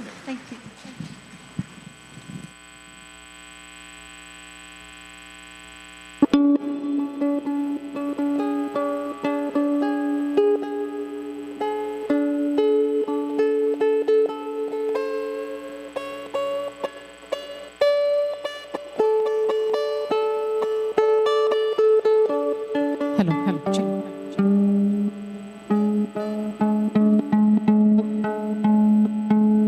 Good evening everyone. അടുത്തതായിട്ടൊരു നിങ്ങൾക്ക് എല്ലാവർക്കും ഇഷ്ടമുള്ളൊരു പഴയ പാട്ടിൻ്റെ റീമിക്സ് ആണ്.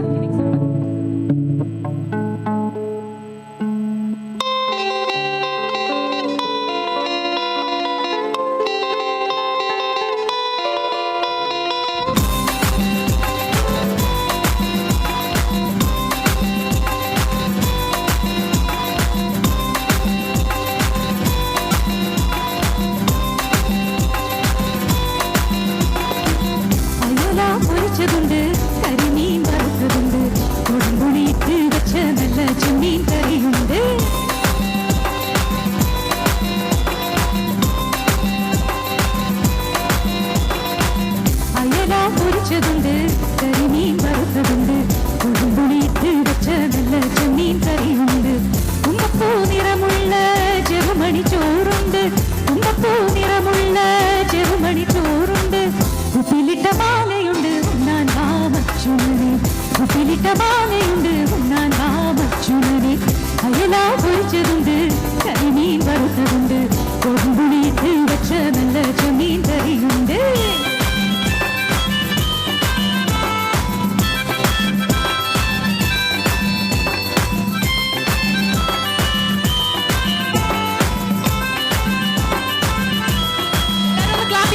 Maria Pitache, oh Maria Pitache, oh Maria Pitache, oh Maria Pitache, oh Maria Pitache, oh Maria Pitache, oh Maria Pitache, oh Maria Pitache, Maria Pitache, oh Maria Pitache, oh Maria Pitache, oh Maria Pitache. വെണ്ടയ്ക്ക സാമ്പാറില് കൈപ്പയ്ക്ക വെള്ളരിക്ക വെണ്ടയ്ക്ക സാമ്പാറില് കൈപ്പയ്ക്ക വെള്ളരിക്ക അവിയലിൽ പടവലങ്ങ മൂക്കാത്ത മുരിങ്ങയ്ക്ക ഉടക്കാൻ മുടി മുഴുകാൻ പെരുങ്കായം അവിയലിൽ പടവലങ്ങ മൂക്കാത്ത മുരിങ്ങയ്ക്ക അവിയലിൽ പടവലങ്ങ മൂക്കാത്ത മുരിങ്ങയ്ക്ക ഊണ് കാലമായി ഉണ്ണാൻ വാമച്ചുണനെ ഊണ് കാലമായി ഉണ്ണാൻ വാമച്ചുണനെ അയല പൊരിച്ചതുണ്ട് കരി വറുത്തതുണ്ട് കൊടുമ്പുളിയിട്ട് വെച്ച നല്ല ചെമ്മീൻ കറിയുണ്ട് നല്ല ചെമ്മീൻ കറിയുണ്ട് നല്ല ചെമ്മീൻ കറിയുണ്ട്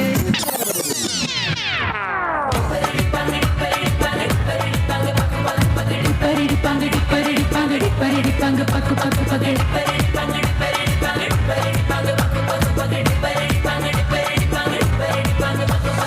ഞാനൊന്ന് തൊട്ടപ്പോ നീലക്കരിമ്പിന്റെ കൊണ്ടാണ് കണ്ടതയ്യ ചക്കരക്കൊണ്ടാണ് കണ്ടതയ്യ ഞാനൊന്ന് തൊട്ടപ്പോ നീലക്കരിമ്പിന്റെ കൊണ്ടാണ് കണ്ടതയ്യ ചക്കരക്കൊണ്ടാണ് കണ്ടതയ്യ എല്ലാരും ചൊല്ലണ് എല്ലാരും ചൊല്ലണ് കല്ലാണി നെഞ്ചിലെന്ന് കരിങ്കല്ലാണ് കരിങ്കല്ലാണാ നെഞ്ചിലെന്ന്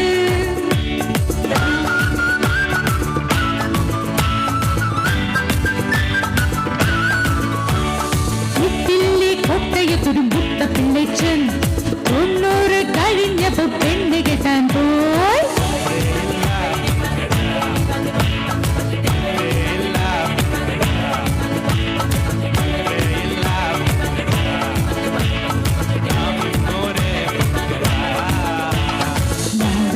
ചൊല്ലണ് നാട്ടാരും ചൊല്ലണ് കാടാണി കരളിലെന്ന് കൊടും കാടാണി കരളിലെന്ന് നാടാകെ ചൊല്ലണ് നാട്ടാരും ചൊല്ലണ് കാടാണി കരളിലെന്ന് കൊടും കാടാണി കരളിലെന്ന് ഞാനൊന്ന് കയറിയപ്പോ നീലക്കുയിലിന്റെ കൂടാണ് കണ്ടതയ്യ ചക്കരക്കൊണ്ടാണ് കണ്ടതയ്യ ഞാനൊന്ന് കയറിയപ്പോ നീലക്കുയിലിന്റെ കൂടാണ് കണ്ടതയ്യ കുഞ്ഞിക്കൂടാണ് കണ്ടതയ്യ എല്ലാരും ചൊല്ലണ് കല്ലാണി നെഞ്ചിലെന്ന് കരിങ്കല്ലാണി നെഞ്ചിലെന്ന് ഞാനൊന്ന് തൊട്ടപ്പോ നീലക്കരിമ്പിന്റെ കൊണ്ടാണ് കണ്ടതയ്യ ചക്കരക്കൊണ്ടാണ് കണ്ടതയ്യ ഞാനൊന്ന് തൊട്ടപ്പോ നീലക്കരിമ്പിന്റെ കൊണ്ടാണ് കണ്ടതയ്യ ചക്കരക്കൊണ്ടാണ് കണ്ടതയ്യ എല്ലാരും ചൊല്ലണ് കല്ലാണി നെഞ്ചിലെന്ന് കരിങ്കല്ലാണ്.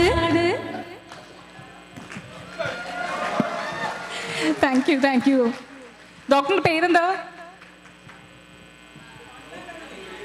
കണ്ണനുണ്ണി. എല്ലാവരും തോംസൺ, പക്ഷെ ഇവിടെ ആരോ പറഞ്ഞു കണ്ണനുണ്ണി എന്നാണെന്ന്. One and only Kannanunni Thomson. Thank you so much കേട്ടോ. Thank you so much for your support and love. ഇവരൊക്കെ അല്ലേ, ഈ ഫ്രണ്ടിൽ ഇരിക്കുന്ന 3 പേരല്ലേ ഏറ്റു. അടുത്ത പാട്ടിന് ഇവരെല്ലാം നമുക്ക് സ്റ്റേജിൽ കയറ്റാം. ഓക്കെ, കാണിക്കണം കേട്ടോ. എല്ലാവർക്കും ഡാൻസ് ചെയ്യാൻ പറ്റിയ പാട്ടാണ്. നമ്മൾ കുറച്ച് നല്ല പാട്ടിലൊക്കെ ഉണ്ട്. അതിനിടയിൽ നിങ്ങളൊന്ന് ചെറുതായിട്ടൊന്ന് ഉണർത്താൻ വേണ്ടി എന്നോട് ഞങ്ങൾ വന്നിരുന്നപ്പോൾ ഒരു ചേച്ചി വന്ന് പറഞ്ഞു, മോനെ നല്ല പാട്ടൊക്കെ പാടി ഞങ്ങൾ ഉണർത്തണം എന്ന് പറഞ്ഞു. അപ്പോൾ തന്നെ നിങ്ങൾ ഉണർത്താൻ നമ്മൾ റെഡിയാണ്. ഉടനെ നിങ്ങൾ റെഡിയാൽ മതി. അപ്പോൾ ഹെവികോ എല്ലാവർക്കും അറിയുന്നൊരു പാട്ടാണ്. ഈ പാട്ട് എന്ന് പറയാനുള്ള എൻ്റെ കുറച്ചൊക്കെ നിങ്ങൾ നമ്മുടെ കൂടെ ജോയിൻ ചെയ്യണം. ഓക്കെ, ഹെവികോ. ഓക്കെ.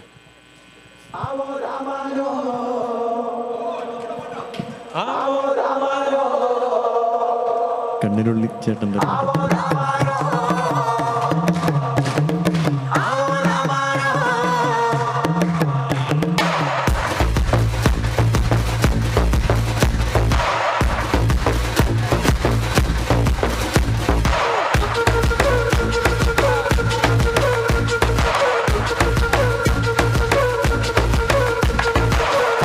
പാലാപ്പള്ളി തിരുപ്പള്ളി പുകളേറും രാക്കുളി നാളാണ് പാലാപ്പള്ളി തിരുപ്പള്ളി പുകളേറും രാക്കുളി നാളാണ് പാലാപ്പള്ളി തിരുപ്പള്ളി പുകളേറും രാക്കുളി നാളാണ് പാലാപ്പള്ളി തിരുപ്പള്ളി പുകളേറും രാക്കുളി നാളാണ് ഒന്നാം കുന്ന് നടന്നോണ്ട് നടന്നാരോ ഉണ്ണിറങ്ങുന്നേ ഒന്നാം കുന്ന് നടന്നോണ്ട് നടന്നാരോ ഉണ്ണിറങ്ങുന്നേ ഒന്നാം കുന്ന് നടന്നോണ്ട് നടന്നാരോ ഉണ്ണിറങ്ങുന്നേ ഒന്നാം കുന്ന് നടന്നോണ്ട് നടന്നാരോ ഉണ്ണിറങ്ങുന്നേ ആവോ താവാരോ പിള്ളി ഒടിച്ചു വന്നേ ആവോ താവാരോ പിള്ളി എത്തിയല്ലോ ആവോ താവാരോ കൈത്തിരി കത്തുന്നല്ലോ ആവോ താവാരോ രാക്കുളി കൂടണല്ലോ ദേശം ചുറ്റുകരക്കാരും ഭരതന്മാരും എങ്ങെത്തിയല്ലോ ദേശം ചുറ്റുകരക്കാരും ഭരതന്മാരും എങ്ങെത്തിയല്ലോ ദേശം ചുറ്റുകരക്കാരും ഭരതന്മാരും എങ്ങെത്തിയല്ലോ ദേശം ചുറ്റുകരക്കാരും ഭരതന്മാരും എങ്ങെത്തിയല്ലോ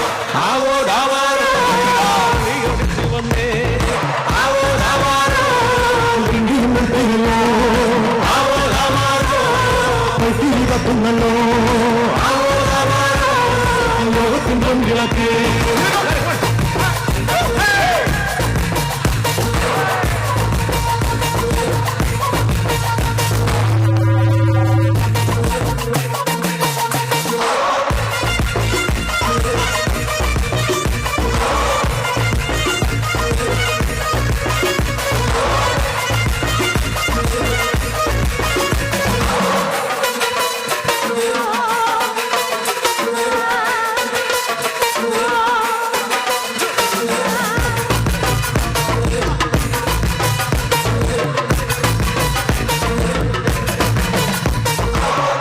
ചുട്ടുവെരിയുന്നേ നടന്നോരത്താനും അറിയുന്നേ ഓരം ചേർന്നു നടന്നോരും പല പാണ്ടിക്കുന്നു കയറുന്നേ ഓരം ചുട്ടുവെരിയുന്നേ നടന്നോരത്താനും അറിയുന്നേ ഓരം ചേർന്നു നടന്നോരും പല പാണ്ടിക്കുന്നു കയറുന്നേ ഓരം ചേർന്നു നടന്നോരും പല പാണ്ടിക്കുന്നു കടന്നോരും മിറ്റത്താകെ നിരക്കുന്നേ നിറമാനം മെല്ലെ ഇരുത്തുന്നേ ഓരം ചേർന്ന് നടന്നോരും പല പാണ്ടിക്കുന്നു കടന്നോരും മിറ്റത്താകെ നിരക്കുന്നേ നിറമാനം മെല്ലെ ഇരുത്തുന്നേ ആവോ രാമാരോ ആവോ രാമാരോ ആവോ രാമാരോ ആവോ രാമാരോ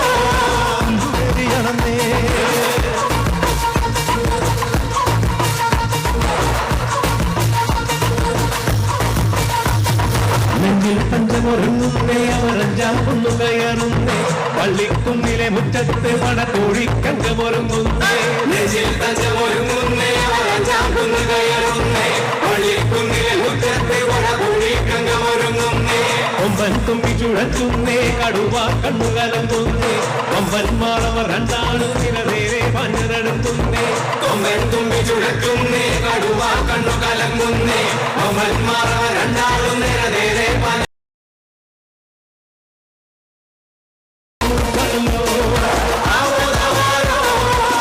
പിടിക്കണല്ലോ മഞ്ഞു പറക്കണല്ലോ ഇടി വെക്കണല്ലോ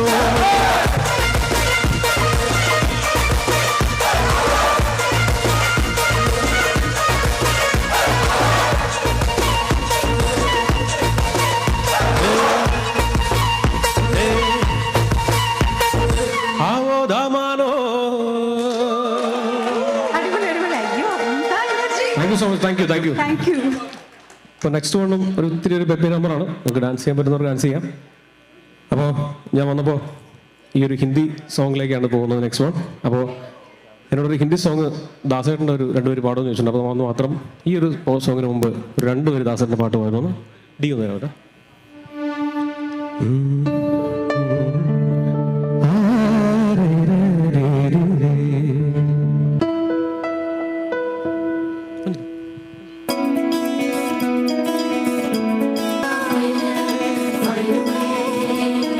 जानिए हीरिए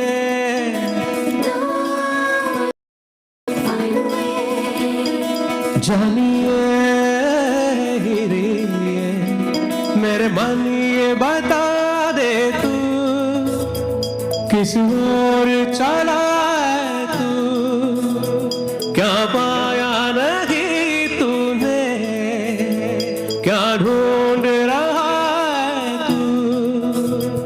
जो है अनकही, जो है अनसुनी, वो बात क्या है बता। मितवा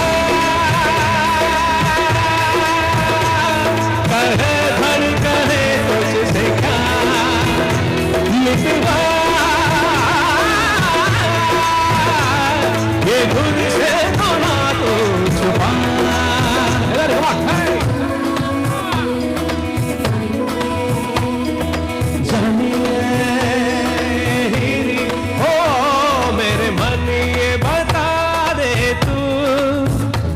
किस ओर चला है तू, क्या पाया नहीं तूने, क्या ढूंढ रहा है तू। जो है अनकही, जो है अनसुनी, वो बात क्या है बता। मितवा कहे भर कहे तुझसे क्या, मितवा ये घुर से दोना तो छुपा।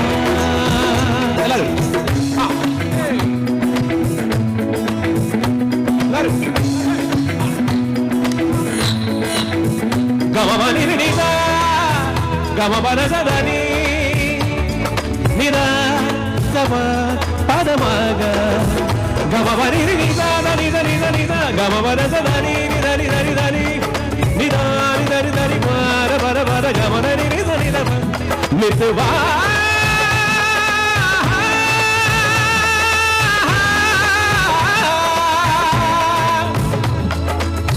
जीवन डगर में डगर में डगर में, प्रेम नगर में नगर में नगर में, जीवन नगर में प्रेम नगर में, आया नजर में जब से कोई है तो सोचता है तो पूछता है, जिसकी कमी थी हाँ ये वही है, हाँ ये वही है, हाँ ये वही है। तू एक प्यासा और ये नदी है, कहे नहीं इसको तू भूल के बताए। जो है अनकही, जो है अनसुनी, वो बात क्या है बता। मितवा कहे भर कहे तुझसे क्या, मितवा ये घुर से दोना तो छुपा। ഞാൻ ഈ സൈഡിൽ കുറേ ആൾക്കാരെ നമുക്ക് കാണാൻ പറ്റില്ല, എന്നാലും എൻജോയ് ഉണ്ടല്ലോ അല്ലേ. Thank you. എല്ലാവരും ഉഷാറോടെ കൈയടിക്കാമോ?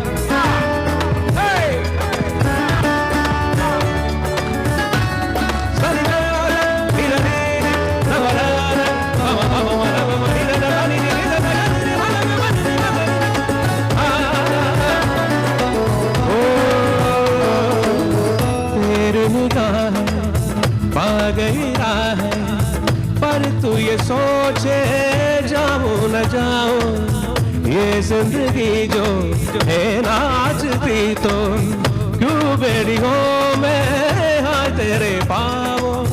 प्रीत की धुन पर नाच ले पागल, उड़ता घर है उड़ने दे चल, काहे नहीं इसको तू भूल के बताए। जो है अनकही, जो है अनसुनी, वो बात क्या है बता। मितवा कहे धन करे तुझसे क्या, मितवा ये घुर से दोना तो छुपा।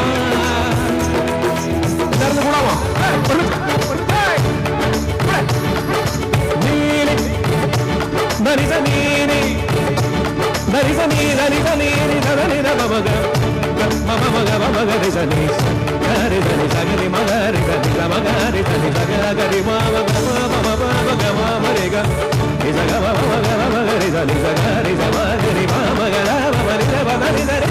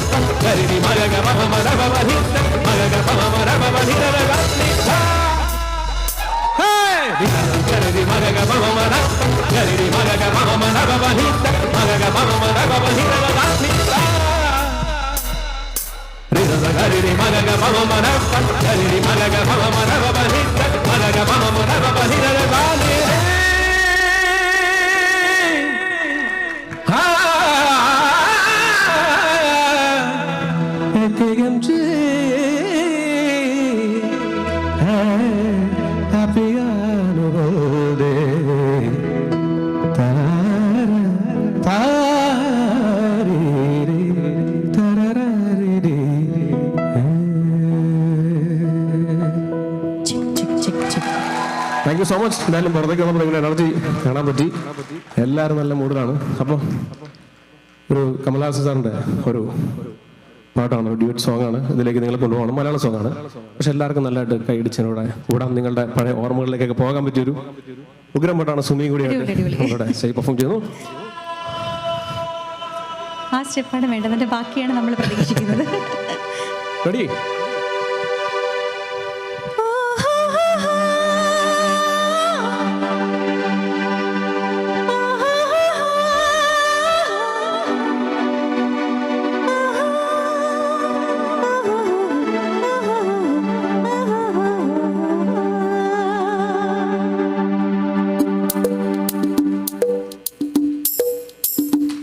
ആ ബെൽവോട്ടൊന്നും പാടിക്കിട്ട കമലഹാസൻ പോരട്ടെ.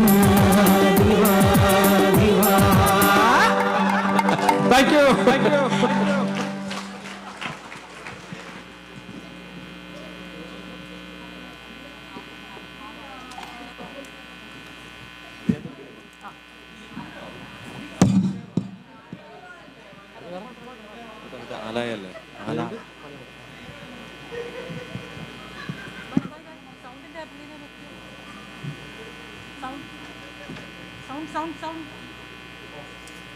Bye.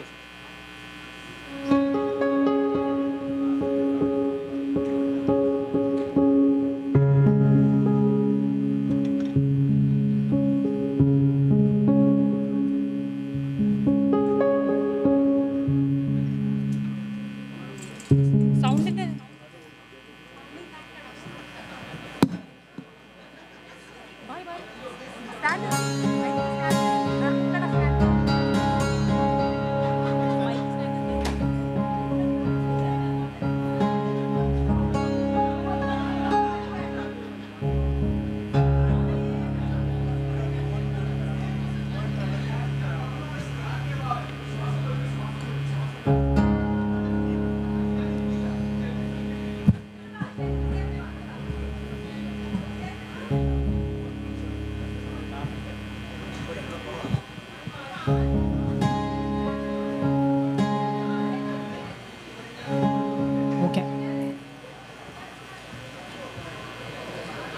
നമ്മുടെ നേരത്തെ കണ്ണനുണ്ണി ഇവിടെ ഉണ്ടല്ലോ അല്ലേ?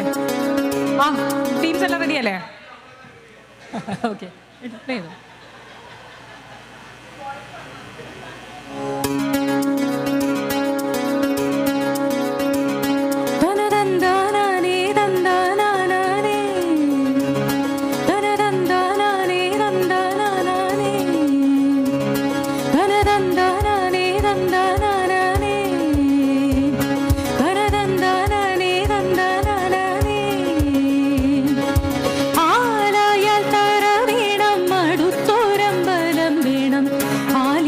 ചേർന്നൊരു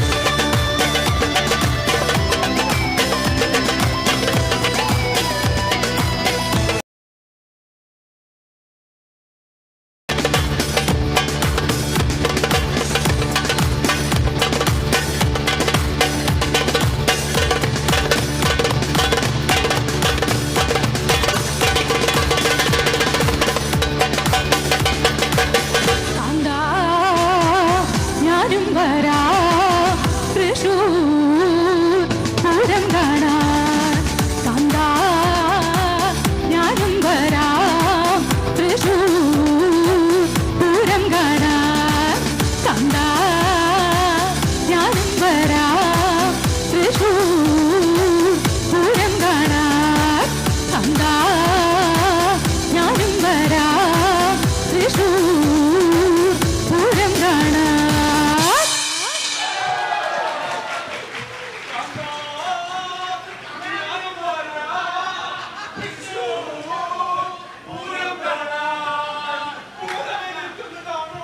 ആഹാ, ഒരുപാട് പാട്ടുകാരാണല്ലേ ഇവിടെ, ഒരു രക്ഷയില്ല.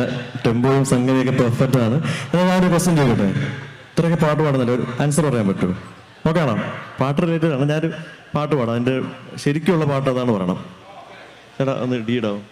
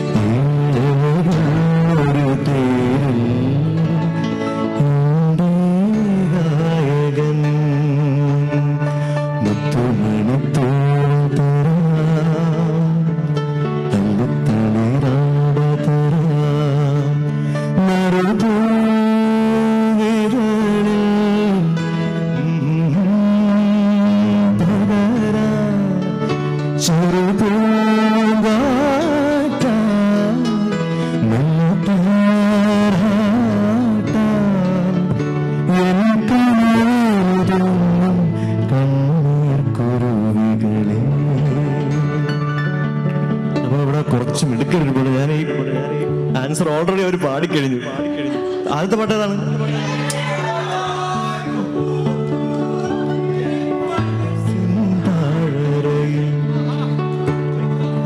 പാടിയോ?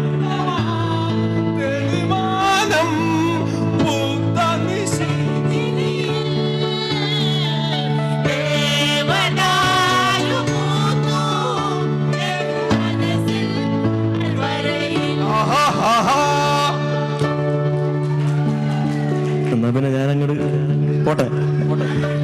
മണിവിളക്കു വേണ്ട, മൂകിൽ കാണേണ്ട ഈ പ്രേമ സല്ലാപം, കളി പറഞ്ഞിരിക്കും കിളി തുടങ്ങിയല്ലോ തൻ രാഗ സംഗീതം. കരളുകളിൽ ഉയർന്നു വന്നു മായാത്ത മധുമാസം. നീ മായല്ലേ മറയല്ലേ നീല നിലാവൊളി.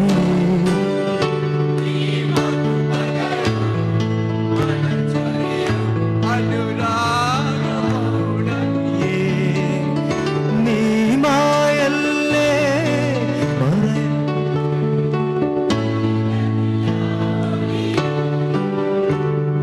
നീല നിലാവൊളി. അതെ, ഒരു നല്ലൊരു കൈയടി കേട്ടോ. നമ്മൾ ഒരുമിച്ച് പാടിയപ്പോൾ അതിനൊരു സുഖം കണ്ടോ? അടിപൊളി കേട്ടോ. Thank you so much. ആ, അത് നമ്മൾ ഇനി മൊത്തം കേട്ടോ അടിപൊളി പാട്ടാ. അപ്പൊ നമ്മളെ ഇനിയിപ്പോ വൈൻഡപ്പ് കുറച്ച് അല്ലേ, അപ്പൊ നമുക്കൊരു ഡെഡിക്കേഷൻ ചെയ്താൽ ഒരു മെലഡിയുടെ കഴിഞ്ഞാൽ നമുക്ക് ബാക്കി എല്ലാം ഫാസ്റ്റ് സോങ് ആണ്. നമുക്ക് SPB സാറിനും ജാനകി അമ്മയ്ക്ക് വേണ്ടിയിട്ട് ഒരു ട്രിബ്യൂട്ട്, ഭയങ്കര എനിക്ക് വളരെ ഇഷ്ടപ്പെട്ട ഒരു പാട്ടാണ്. ആ പാട്ട് പാടട്ടെ? അത് കഴിഞ്ഞാൽ പിന്നെ നമുക്ക് ഫാസ്റ്റ് ഇതും കൂടെ ഉള്ളൂ. ഓക്കെ, ശരി.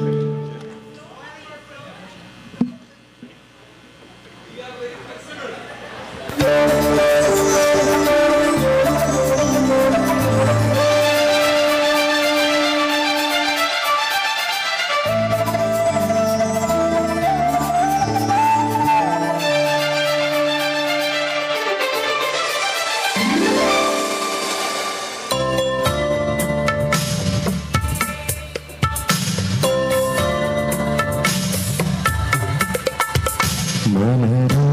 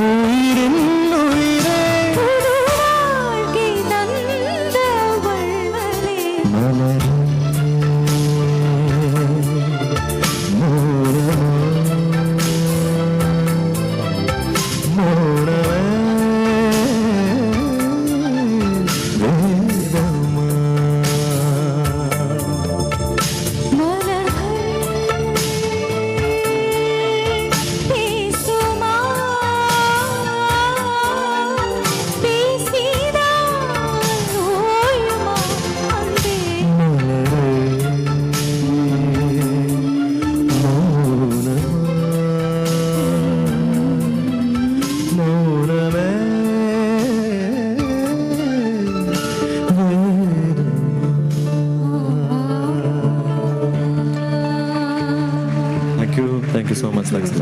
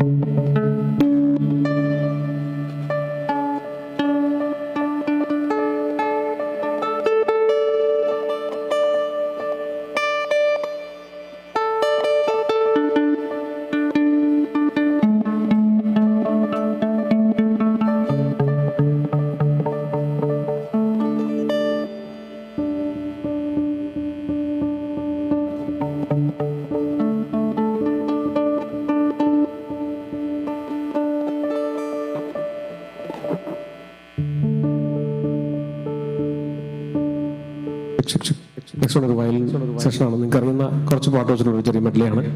എല്ലാവർക്കും ഇഷ്ടമാണോ? കൂടെ പാടൂലേ? ചേച്ചിമാർക്ക് എല്ലാ പാട്ടും പാടുന്നു. വിജയേട്ട നമ്മളൊന്നും നാട്ടിൽ നിന്ന് കൊണ്ടുവരേണ്ട കാര്യമില്ലായിരുന്നല്ലേ? ഒരു ഇഷ്ടംപോലെ പാട്ടുകാർ ഇവിടെ എല്ലാ പാട്ടും അറിഞ്ഞ് പാടാൻ വേണ്ടി കൂടെ ഉണ്ട്. നിങ്ങളെങ്ങനെ നമ്മുടെ കൂടെ കൂടുന്നതിന് വളരെ സന്തോഷം. അപ്പോൾ ഈ ഒരു സെഷൻ കുറച്ച് നല്ല മലയാളം പാട്ടുകളും അതുപോലെ 1-2 തമിഴ് സോങ്സ് ഒക്കെ വെച്ചുള്ള സെഷനാണ്. അപ്പോൾ എല്ലാവരും എൻ്റെ കൂടെ കൂടുക. പാട്ടുകൾ വരുമ്പോൾ അറിയുന്ന പാട്ടാണെങ്കിൽ നിങ്ങൾ എൻ്റെ കൂടെ പാടുക. കേട്ടില്ലേ? Here we go.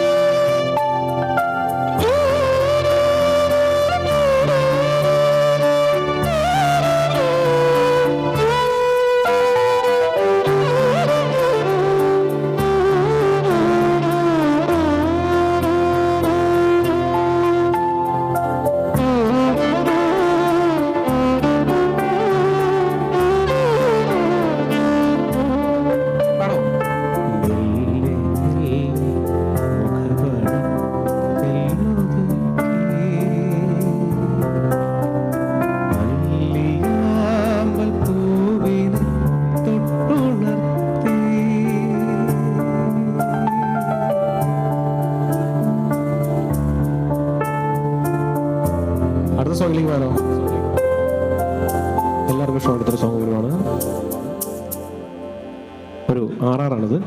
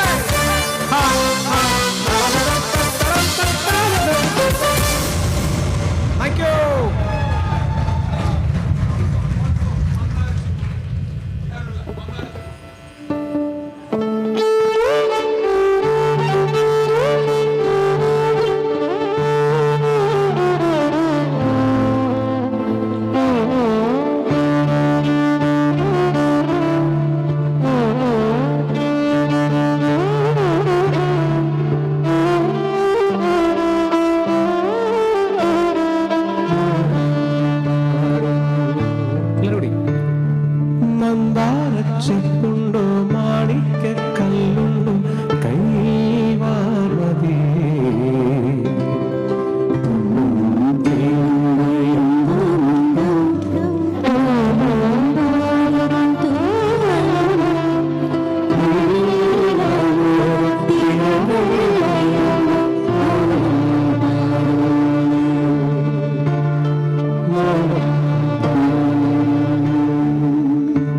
Thank you so much. എന്തായാലും നമ്മുടെ ഒരു വൈൻഡിങ് സെഷനിലേക്ക് ഇതാണ്. അപ്പോൾ 2-3 പാട്ട് വെച്ച് നമ്മൾ എന്ത് ചെയ്യുകയാണ്. Thank you so much. നല്ല എനർജിയുള്ള പാട്ടുകളാണ് തന്നെ. എല്ലാം റെഡിയല്ലേ ഒരു ഫിനാലെ. അപ്പോൾ തീർച്ചയായിട്ടും നിങ്ങളൊക്കെ നമ്മൾ ഈ സ്റ്റേജിലേക്ക് സ്വാഗതം ചെയ്യുന്നു. സുമി നെക്സ്റ്റ് സോങ് ആയിട്ട് വരുന്നു.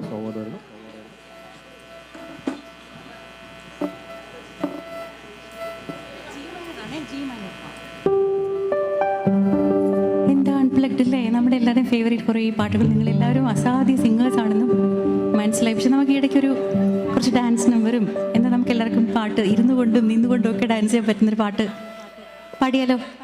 ഓക്കെ.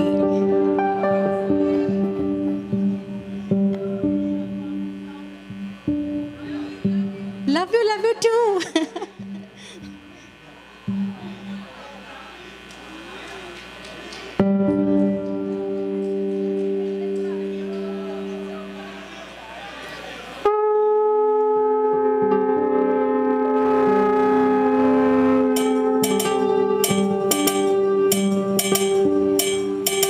ശശികല ചാത്തിയ ദീപാവലയം നം തനനം തനനം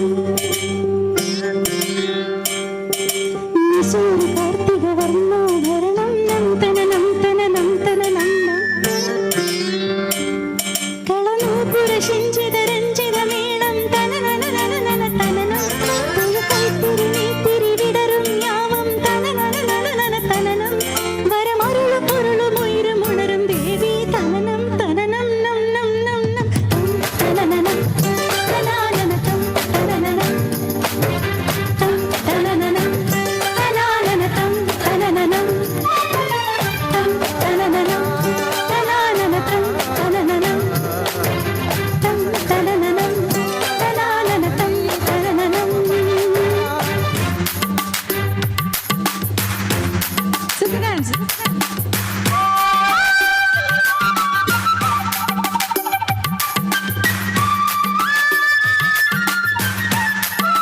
One, two, three, four.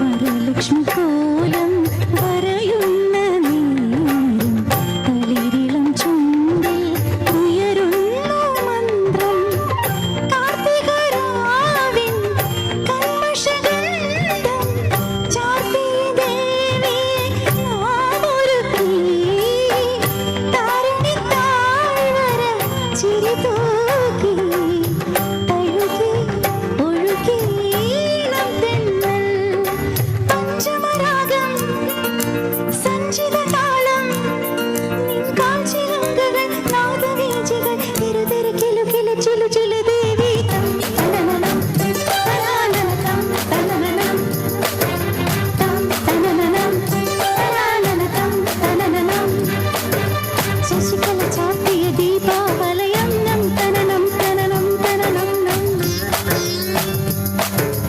ഈശയൊരു Karthika വർണ്ണോധരണം നം തനനം തനനം തനനം നം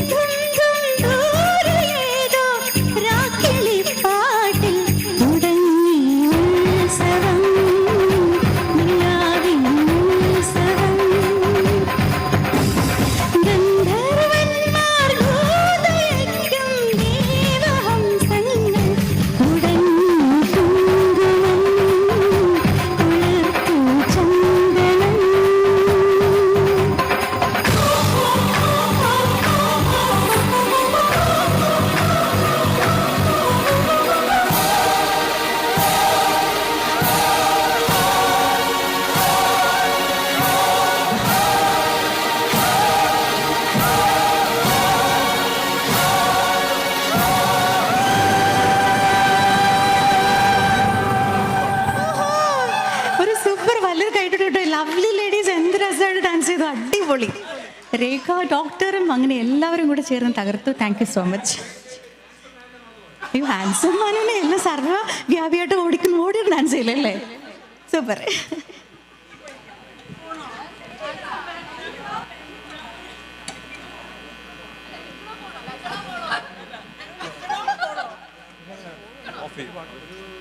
ഒരു പാട്ടോട് നിന്നിട്ട് പോവാം അല്ലേ?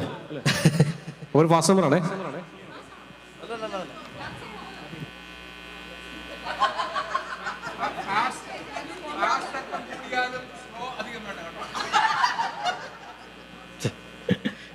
നമ്മളൊരു ലാസ്റ്റ് സോങ്ങിലേക്ക് പോവാണ്. അപ്പോൾ ഒരിക്കൽ കൂടി AKMGക്ക് സോങ് അല്ല, രണ്ട് പാട്ട് വേണോ? മൈക്ക് ഓഫ് ആണ്. ഓക്കെ, മൈക്ക് ഓഫ് എന്ന് പറഞ്ഞു. മീൻസ് ഇവിടെ ഇല്ല, ഇറ്റ്സ് ഫൈൻ. ഓക്കെ, എന്നാ ചേട്ടാ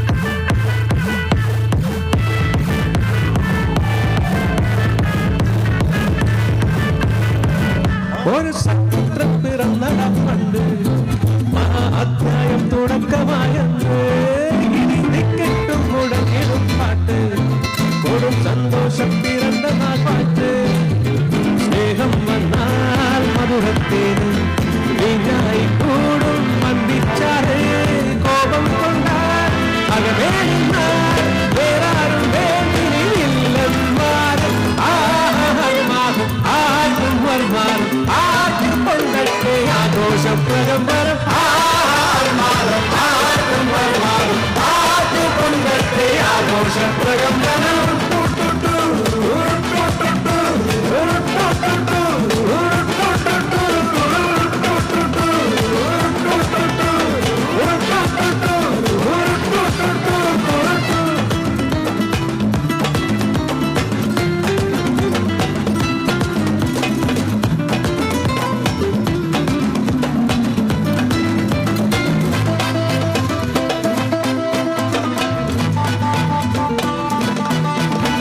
ഒഴുകട്ടെ വിളികൾ ഒഴുകട്ടെ മെഴുകേ വളരട്ടെ വയസ്സേ എണ്ണി ഒഴിതട്ട മുഖമേ പലനാട്ടേ തികവേ പലകാലം നീവാലും കടലും അരയും ഇന്നിളക്കമല്ലേ സമയം നിലയ്ക്കുവാൻ ഒരുക്കമല്ലേ ചുടിതമല്ലേ ആർമാദം ആർക്കും വന്മാദം ആർക്കും കൊണ്ടത്തെ ആഘോഷം പ്രകമ്പരം ആർമാദം ആർക്കും വന്മാദം ആർക്കും കൊണ്ടത്തെ ആഘോഷം പ്രകമ്പരം ആർമാദം ആർക്കും വന്മാദം ആർക്കും കൊണ്ടത്തെ ആഘോഷം പ്രകമ്പരം ആർമാദം ആർക്കും വന്മാദം ആർക്കും കൊണ്ടത്തെ ആഘോഷം പ്രകമ്പരം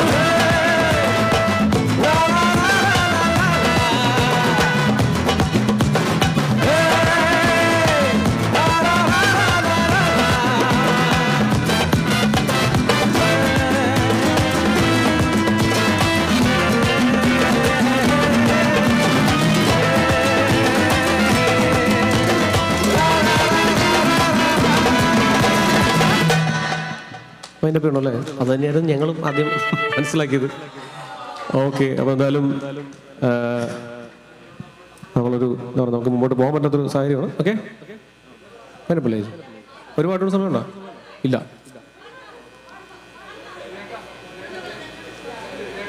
ഞാൻ ചേച്ചിക്ക് മൈക്ക് കൊടുക്കാം. ചേച്ചി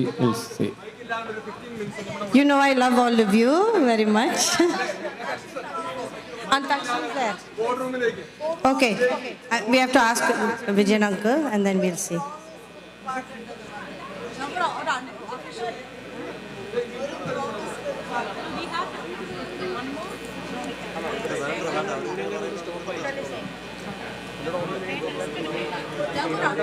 No, cannot. They cut in it. 15 minutes. I'm so sorry. I'm so sorry. You know, the hotel, you know, they told. I'm sorry. If it was up to me, I would have done it. I apologize. Sorry.